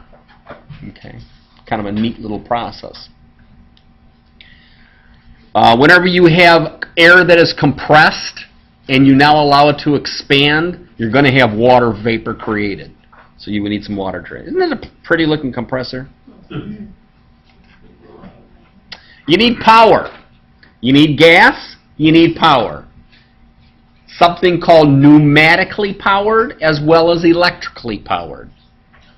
Your bird ventilator was pneumatically powered. There is no electricity. You don't plug anything in.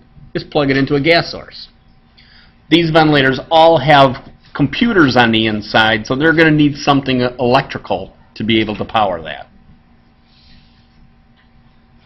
Doesn't necessarily have to be wall power. It can also be powered with batteries. Kids at camp, they're not rolling around their wheelchairs with, you know, big extension cords. They basically have internal batteries that'll allow them to function. In fact, most of them are tied to their wheelchair batteries, so when they recharge the wheelchair at night, it's recharging everything. I got to filter the gas. I have to filter both from the wall. There's some gas inlet filters coming in from the wall into the ventilator, and then once it leaves the ventilator, it's filtered again with a high efficiency particulate air, a HEPA filter. Some ventilators take it a step further. I'm not only going to filter the gas that's going to the patient, I'm going to filter the gas that's coming back from the patient. So if they have TB, if they have SARS, I'm filtering the gas before it's being dumped to the atmosphere. As a caregiver, I like that idea. Because yeah.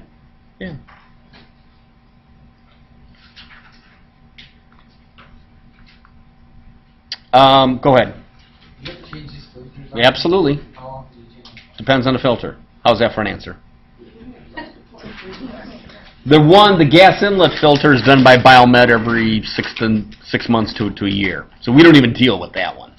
I can pull it apart and show it to you if you're really interested. But the main flow filter you're going to change between patients. And you're going to go ahead and possibly sterilize it with a steam autoclave. Possibly go ahead and throw it away. Depends on the filter. Because you got a piece of electrical equipment, electricity gets hot. When it gets hot, you need a cooling fan to cool it down. Right? Your computer has to have, has a little fan inside of it. But that's drawing air from the room and blowing it over the components. Did you ever take your computer apart on the inside and take a look at how dusty it gets? That dust doesn't do well. Now, if your computer goes down, oh well, I got to get a new computer. If my ventilator goes down, it's ventilating somebody. So it kind of would be a bad thing to have that get dusty on the inside. So what we do is we put a dust filter on the outside. Okay? If it has a compressor, same idea. I got a cooling fan there also. I want to go ahead and have a compressor fan filter. And then finally, there are some ventilators that have built-in nebulizers, and they use part of the tidal volume breath to power the nebulizer. You guys went through nebulizers, right? Where did you set your flow meter at? 6 to 8 liters a minute, right? Well, if I try to use the wall 6 to 8 liters and deliver it into the ventilator circuit, I'm now changing the tidal volume because I'm adding extra flow to the circuitry. I may not want to do that. So some ventilators have the ability to use part of the tidal volume to power that nebulizer. And if you do that, then you need to have a filter for the nebulizer. Phew. I just talked about this, about Biomed having the copper mesh one, and then we're using that HEPA filter there. If you think about it, so did Mary talk about how these filters work? The HEPA filters? Kind of, sort of? Yeah, what you're doing is basically, it's like if you think of a piece of Swiss cheese, you're running gas flow through the Swiss cheese. If there's big particles that are bigger than the whole the Swiss cheese is, it blocks it, right?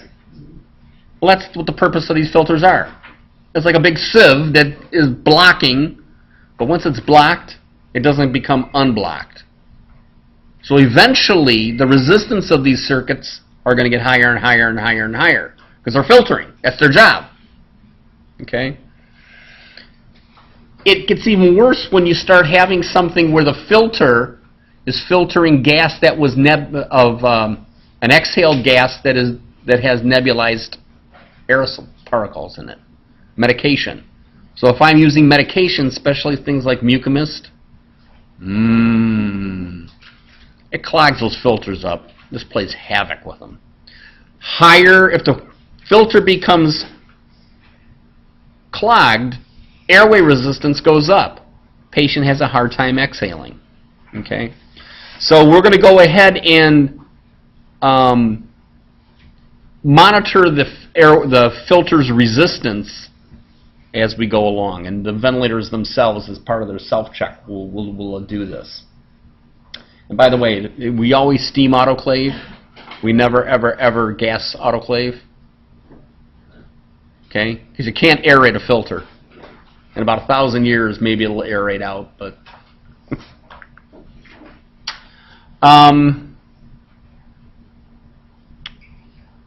we're not going to worry about this slide. I can actually pull it out now, because we don't cover the 7200 anymore.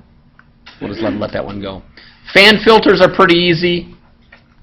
You just pull them out, see if they got dust on them, shake them off, put them back in. You can wash them in soap and water if you want, but you don't need to. One of the ventilators, the 840, is kind of unique. It has what's called a heat sink and draws heat away. And I'll show you that. Here's what the cooling fan filter looks like. This is the Draeger XL. That filter needs to be checked. When the ventilator filter, see what color it is? It's blue. If when you look at it, it looks the same as this color, somebody probably should have changed it along the line. And I will tell you, respiratory therapists are terrible on this. Rarely check that and change that. You pull them out and they're just like, oh my God, that's terrible. Every time. Every time you're checking the ventilator out, pull it out, shake it out, put it back in. It takes all of 2 seconds. Every time you process it? Or every time you process it, yeah. Cooling fan filter. Here's that heat sink I was talking about. It's a piece of metal on the back. What that means is that this one does not have a cooling fan filter. It's got a heat sink. Here's a compressor sitting on the bottom. Here's a filter located right in front. So you'll need to check that. Saturday morning cartoon. Okay. Hello. Hello. Hi. How's it going? I'd like to start. Yeah, we missed you at the start. Thank you. Okay, continuing on. So what we've talked about thus far is once we get the ventilator back, we need to go ahead and disassemble the parts, throw the disposable stuff away, process the reusable stuff. And then we need to put it back together, and part of putting it back together is making sure the filters are in line, there's oxygen analysis mechanism somewhere there, and that's calibrated. And we also need to think about how we're going to humidify that gas, because obviously it's dry gas coming out of the wall. You probably have never heard of these clinical practice guidelines, but the ARC's clinical practice guidelines says you should have at least 33 degrees centigrade of heat, and the acceptable humidity is 30 milligrams per liter of water vapor. How much is in 100% body temperature? 47 millimeters of mercury, 43.9 milligrams per liter. So we're accepting a little bit of a deficit from that, which is really about 70% of body humidity. So we're assuming the body's going to make up somewhere along the line. When you do your final PE, all 3 humidifiers will be there. You'll need to pick the correct one, assemble it, set it up correctly. Okay? And there's really going to be just an HME, something called a booster HME, and a heated water bath. Now in the fall, Mary will talk about a special application of the heated water bath, which is what you've seen before, the Fisher-Paykel, or Fisher-Paykel, I'm sorry, Fisher-Paykel humidifier, where we end up having wires within the circuitry that keep the circuit warm. Okay? What that allows for, especially with the inspiratory and expiratory both being heated, is you have minimal amounts of humidity condensate in the circuitry itself. So it really is a nice clean system. Okay, but that won't be one of the options for the PE. In case you're no, not in case. This is a good one to pay attention to.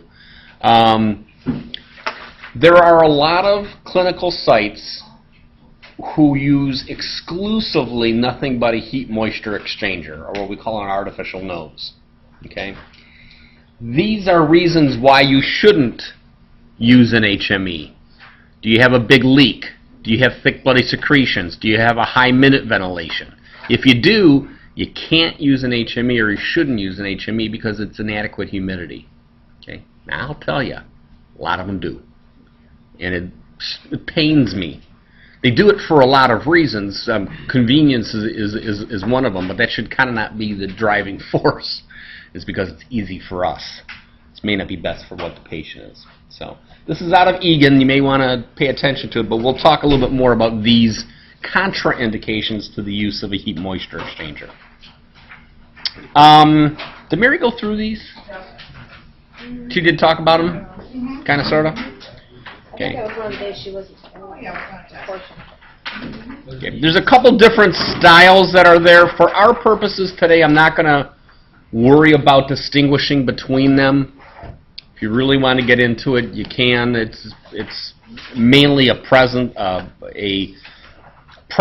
that a department has, and they buy one kind. So for our purpose, I'm not going to worry about it. But there's multiple ones on the market. They're all basically a plastic device that has a inner core that has capabilities to store humidity and return it on a subsequent breath.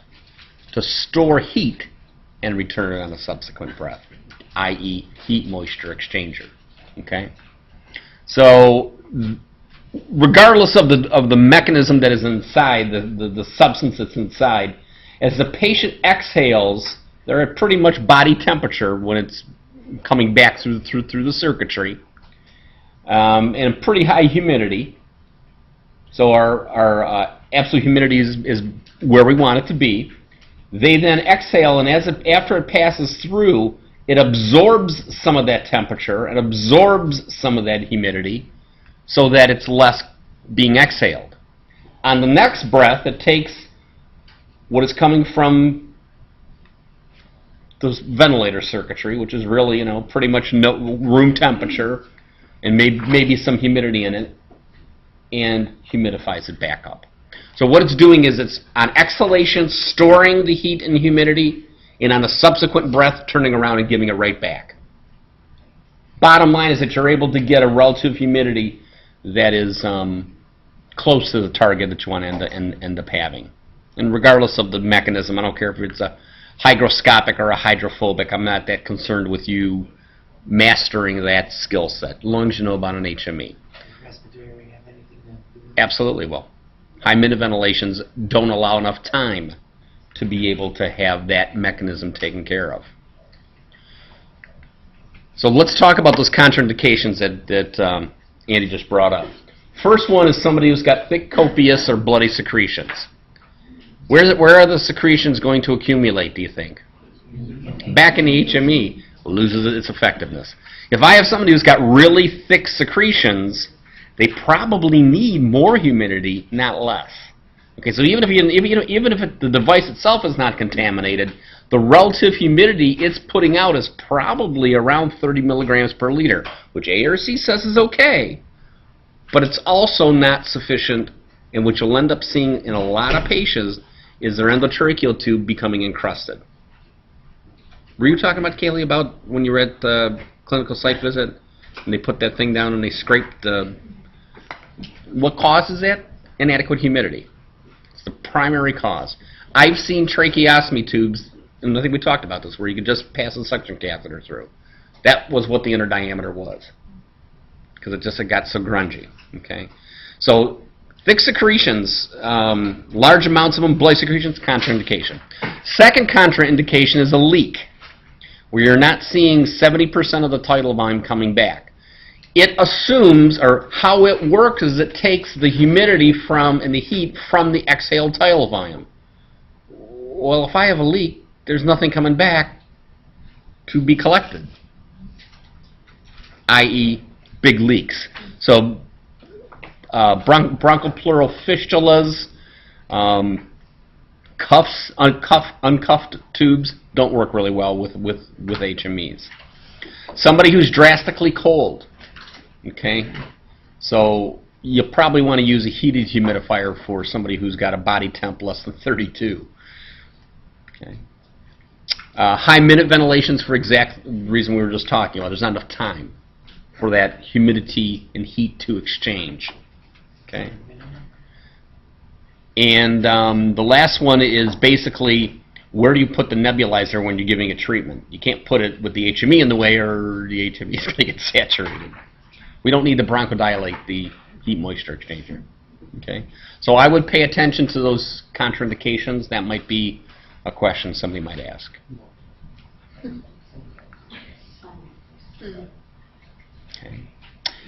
Then somebody come up with a great idea, and you know, so that HME is a little bit on the low side as far as its ability to humidify. So let's put what we're going to call a booster in line so that we can actually raise the heat on the patient side of that device so that when it comes back through going to the patient, there's some humidity on this side also.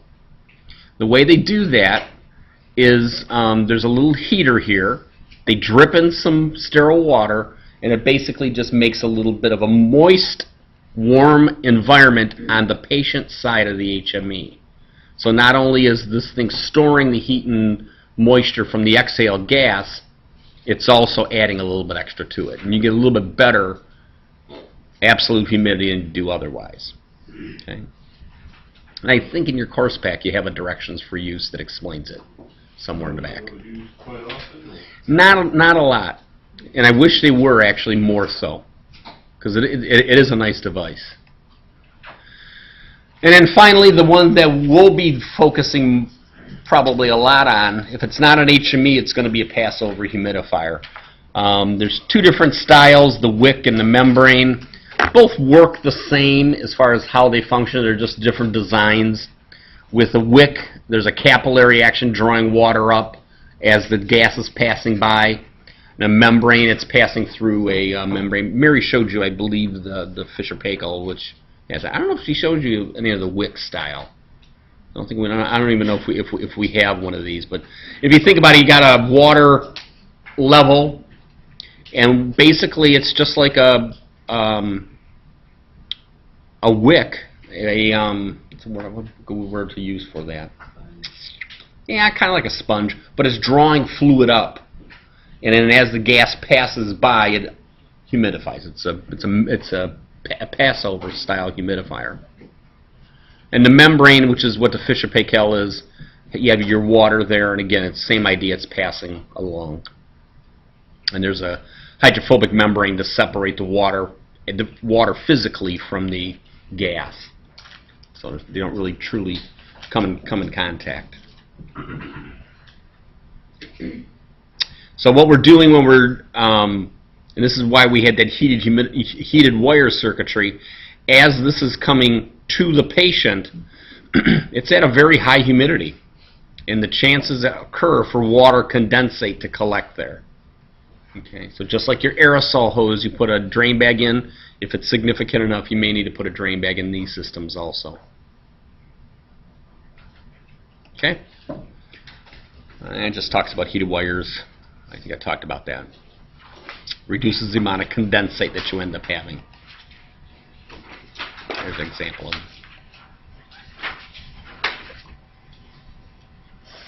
I'm not going to worry that much. In fact, we won't even get into turning the unit on. Mary kind of goes back through that in the fall again. But what I want you to know is just that how the pieces fit together at this juncture. Except that you need to set it up. You need to set it up. Have you ever heard of ECRI? It's kind of the Consumer Reports for Health Equipment. And they go through and they're an independent group that tests different things. Kind of an interesting thing. Water feed systems, again, where you can have a reservoir, and depending upon the level of water, it'll automatically feed and refeed itself, so you don't run dry. Problem is that you can, if it's not working properly, you can actually overfill the circuit and flood it. Not a good idea. No problem. Exactly. Okay, so I got my humidifier, got my oxygen analyzer, got my filters, got my vent circuit. That's the next thing we need to talk about. They are patient size specific. Some of the manufacturers will tell you, and you don't need to memorize this, but just recognize that if you're using a neonatal circuit, it's going to look different than a pediatric circuit, which is going to look different than an adult circuit. It's the ventilator tubing. It's the thing that connects the ventilator to the patient themselves. Okay. We won't concern ourselves. We're going to deal with primarily, at least as far as your checkup, adult patients. We're not going to deal with pediatric patients or neonatal. But the 840 is able to ventilate everything from a half a kilo kid up through an adult. Same ventilator, which makes it nice for places that don't do a lot of neonatal ventilation, but they want to stabilize the kid. They're familiar at least with the product. Okay. There is on the ventilator outlet, where it comes out of the box, there's an inspiratory filter that's there. We talked about that main flow filter. We then may have a humidifier at the, a heated humidifier at the ventilator outlet, or we may have an HME at the patient end. Either way. But that's on the inspiratory limb. There's a patient Y. Then the expiratory limb leading back to the ventilator itself, where there is an expiratory valve, typically an expiratory flow sensor, and there may be an expiratory filter there to filter that gas prior to coming back. How these ventilators deliver gas, like the bird, you had an exhalation valve built in there, right? That little valve that was in the end. And when the ventilator turned on, it pressurized the valve, closed the exhalation valve so that it could only go to the patient, right? Then when the breath stopped, that valve opened, and the patient was able to exhale back out and not back into the machine. Same thing goes on here, okay? If the valve is closed, the gas, when it comes out of the ventilator, cannot come back into the ventilator, can only go to the patient. When the desired pressure is reached for a certain time, or the desired volume has been delivered, it goes ahead and shuts off, opens up the valve, and the patient exhales. Now that expiratory valve also is how PEEP is controlled. To set a certain level of PEEP, the way the ventilator generates that positive pressure is by closing that valve at a certain pressure prior to the patient fully exhaling. Okay? And beyond that exhalation valve, like I said, there's typically is an expiratory flow transducer, because I want to be able to monitor the amount of volume the patient is exhaling. All the ones we will encounter are all internal valves. There is, like the bird, it's an external valve. So here's what we end up seeing. We end up having our gas coming out of our patient, through our out of a ventilator, through a filter, main flow filter, through a humidifier, to the patient. Coming back, they exhale out the expiratory limb, or sometimes a collection vial to collect humidity, and then back to the patient. A little bit more complex when you're dealing with a external valve, because you got to have something to control that. And like I said, for our purposes, they're all internal. So let's take a look at the 840. Here's an example that we can make real. There's two ports on here. There's one that's from the patient and one that's to the patient. Well, obviously the one that's going to the patient is where we would hook up our inspiratory main flow filter. There's some tubing then that connects that to my humidifier, and from my humidifier to my inspiratory limb. Why wouldn't you put the filter after the... Because then I get wet. Wet filters don't work well. My patient, happy little guy that he is, then comes back through the expiratory limb to my filter. My expiratory filter actually has a drain bottle on the bottom and a filter on the top, and it slides right in there to my from patient port. Yes, ma'am. But you might not always have the expiratory filter. On this ventilator, you always will, because this is part of the system. On the Draeger and on the servo, you add those on.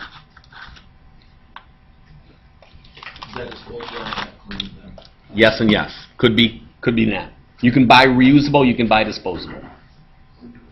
Depends if you want to spend the labor on reusing them. Okay. We talked a little bit about this one earlier, and we're talking about that when you, and I don't know if you noticed it, when the ventilator was delivering a breath, the tubing would swell slightly. That's compressible volume. That's volume lost in the circuitry,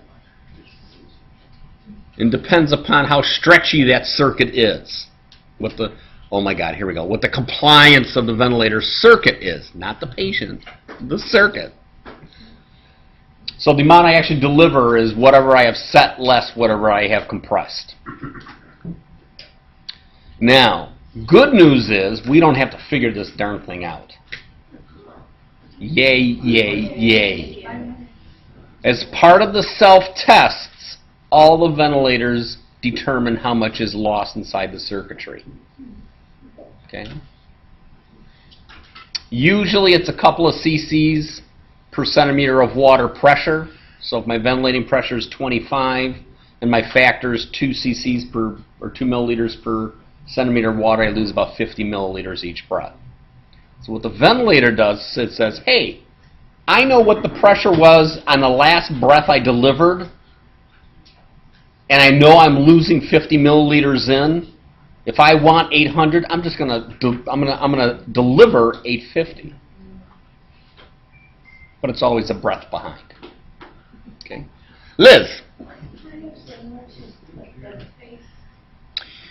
Well, it's not dead space because it's not rebreathed.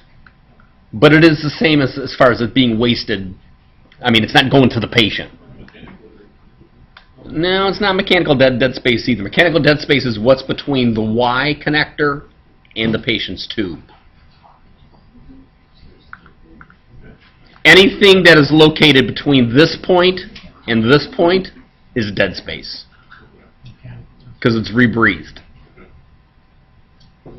Yes. So then just depending on tubing, I guess the average amount is 50 milliliters. Depends on your ventilator pressure. Yeah. So it is that much. I mean, just like. Oh yeah. Oh yeah. Yeah. You can. We're not going to bother with this manual determination of it. You can skip right through that. Yes. Well, yes, and I may give you a problem like this. Okay. So what I do to determine this, and Kim, I'll be honest with you. When I say I may, I will. So let's not kid ourselves. If I will give you a compliance factor, I will give you a peak pressure, I will give you a baseline pressure. How much pressure is used is the peak minus the PEEP. The peak minus the baseline, right? That's how much is actually going to the patient. If I multiply my factor by that value, I can tell how much is lost. So if my peak is 40, my PEEP is 5, my compliance factor is 2.82, I multiply that 2.82 milliliters per centimeter of water times 35 centimeters of water, 40 minus 5, and I get 98.5 milliliters is lost. Did I lose you? Okay. I'm telling you my peak pressure is 40. I'm telling you where it started from was 5. So how much actually pressure change occurred? 35. If I multiply that 35 by this factor, 2.8, oh, that should be 2.82. You know what? Hold on one second here. Well, where did the 2.28 come from? 2.82. 98.5. Yes.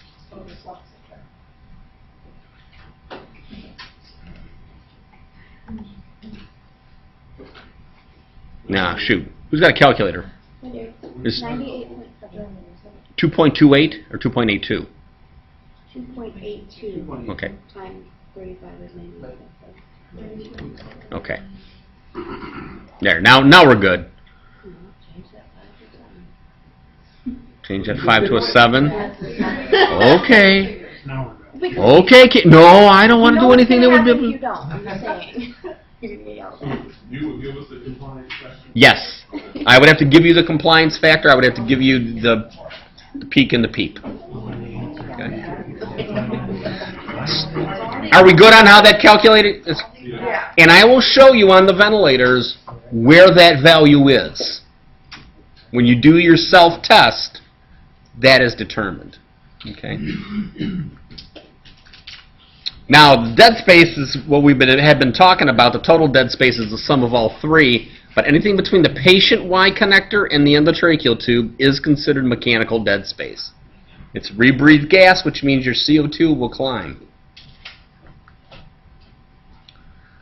All right.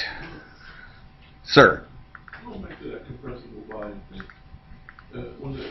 when it does the self-check, is there ever a point where it's this, it'll tell you, you got to change that tubing, or?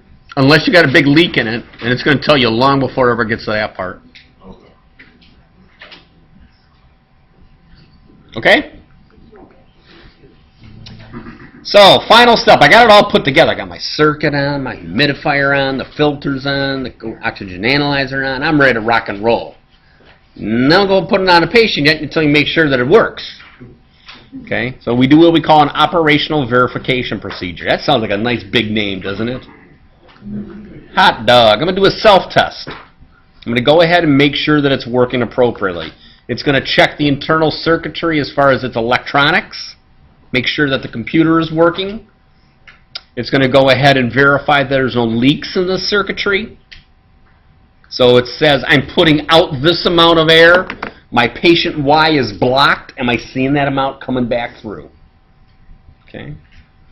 It's also going to go ahead and make sure that that everything's put together right. You don't have some line crossed or something. It also goes ahead and measures that circuit compliance, that compressible volume. The 840 will actually measure the resistance of that expiratory filter and tell you when the filter is going bad. And a lot of them will also go through and make sure that you have various alarms working, one of which they all have is something called a power disconnect. If for some reason you lose power, the ventilator should tell you you've lost power. Call me silly, but that'd be a good idea. Okay, so they all have that specific alarm there. None of them have like a battery? Some do.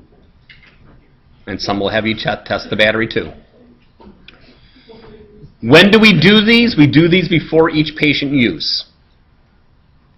We also do them whenever we change the ventilator circuit or anything in the circuit, because now you've gone ahead and you may have changed the compressible volume. So if I was working with an HME and I decided because the patient had bloody secretions or whatever, I needed to go to a heated water bath, I need to redo the self-test. Yeah. Yeah, you can't do it while it's on the patient. Good idea. Okay. You can't do it while the patient's ventilating. You've got to have somebody else hand bag them. Yeah.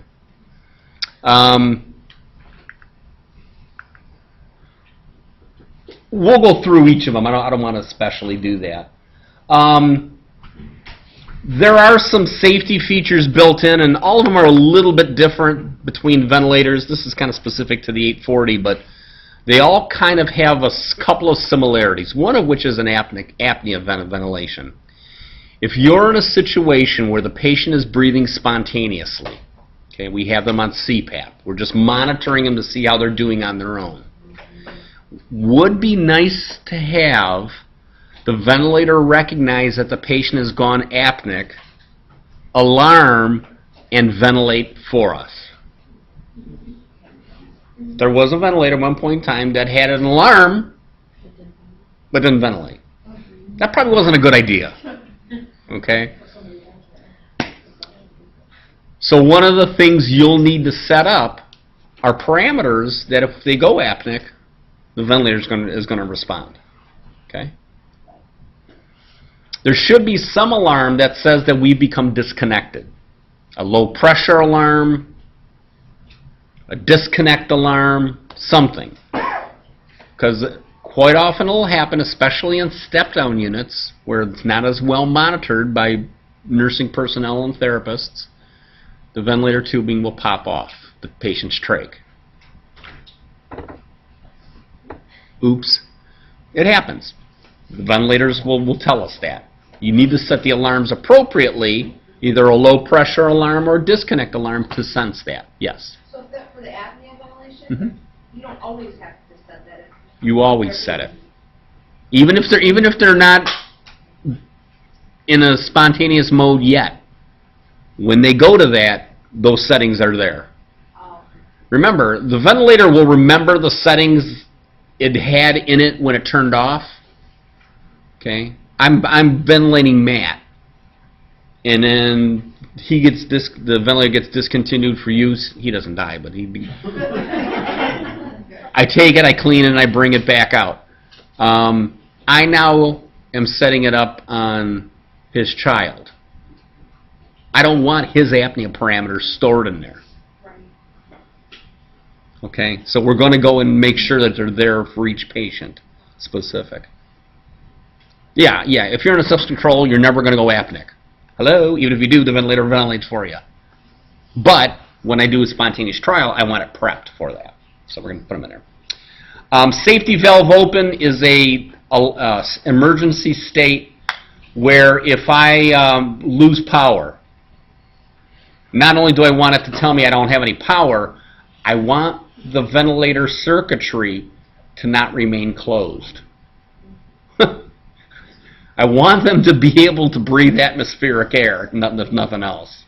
So the valves open up. That's called safety valve open for logical reason. Is that automatic if you have set that up? That's automatic. But they all have that feature available. And they all have some mechanism by which if the computer on board fails, it does something. It goes back to some default values that are burned on a chip. So for instance, on the old 7200, they would ventilate at a rate of 12 or 15 and a tidal volume of 500. Everybody. If it died. If the main CPU died, it would still continue to do that. And we'll talk more about the specific ones for each. So you're saying that if they lose power Well, not even lose power. If all of a sudden, have you ever used a Windows-based computer and you get the blue screen of death? Yes. if it does that. Okay. It still should function and alarm. So there's something internal that says, if I got something, everything's screwed up, I'm going to do this. So to go to the default, but then we have to go back and read. Oh, absolutely, absolutely. Okay. So an alarm when it do it, does It most certainly will. That's the good news. it just gives you time to get through it. That's right. There's all kind of stuff that is usually packaged with the ventilator. So, for instance, there's a little bag on the side, the patient bag that has blood gas kits and tape and the swivel adapters and just extra stuff, so you don't have to run to the closet to get it.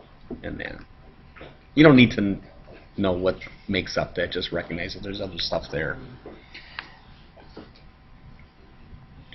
You're on your own if you don't follow this rule. Always have a functioning bag with you.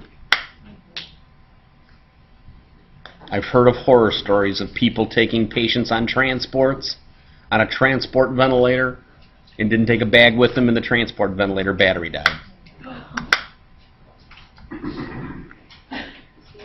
Always have. They ran like hell. Yeah, that's about it. Stupid. The other thing you can do with that resuscitation bag, and I tell nurses this all the time, if you don't know what's going wrong, you can always take them off the ventilator and bag them until we get there. Seems simple enough.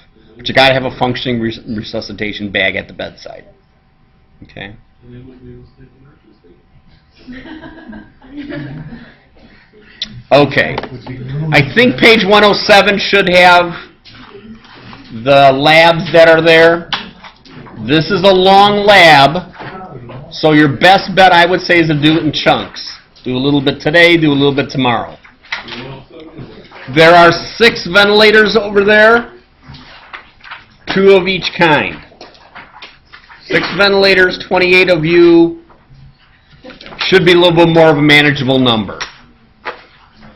Okay? But basically what these allow you to do is to walk through where everything's located. Where is the power switch on the 840? Where is the power switch on the Draeger? Okay. How do I adjust PEEP on the Servo I? And some of you kind of got an idea of that when you were looking at that one ventilator earlier, but now we'll have a chance to kind of go between the 3 of them. Okay. Questions on what is expected?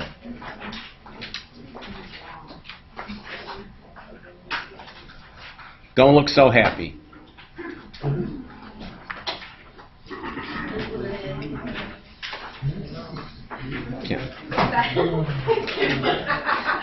Question. It's not about this, but PEs, how are those going for something that starts doing those today with you? Once everybody's, see, it's kind of crowded to do a PE with people there, yeah. I'd like to finish up with Zlata and Vicky the intubation one so I could get that equipment out of there. If that's possible. Pardon me? Later on today, if we can finish that up. If you're comfortable with it. If not, I'll wait till tomorrow. But I'd like to clear the intubation equipment away. As quick as I can get them done. There's only me. You know, Nancy will be here tomorrow. And again, you got next week, so it's not like you got to get them done today. But. Well, some people are asking about tomorrow, it's open lab, so if we don't have everything done, but we don't want to come in tomorrow, as I don't long as we care. get it done by the first. That's right. That's right. And next Wednesday's. Does everybody understand that? Nancy will be here tomorrow. Monday's a holiday. Don't come to school. You go to police station and get a You go to police station and get a Campus police, Monday. I don't know if they're will allow you access. Usually not, but they may. Yeah, but I have heard them be, because there's still somebody physically here, and I have heard them do that on the 4th of July weekend or holiday. Yes. We are usually call security, but they're a bit lower.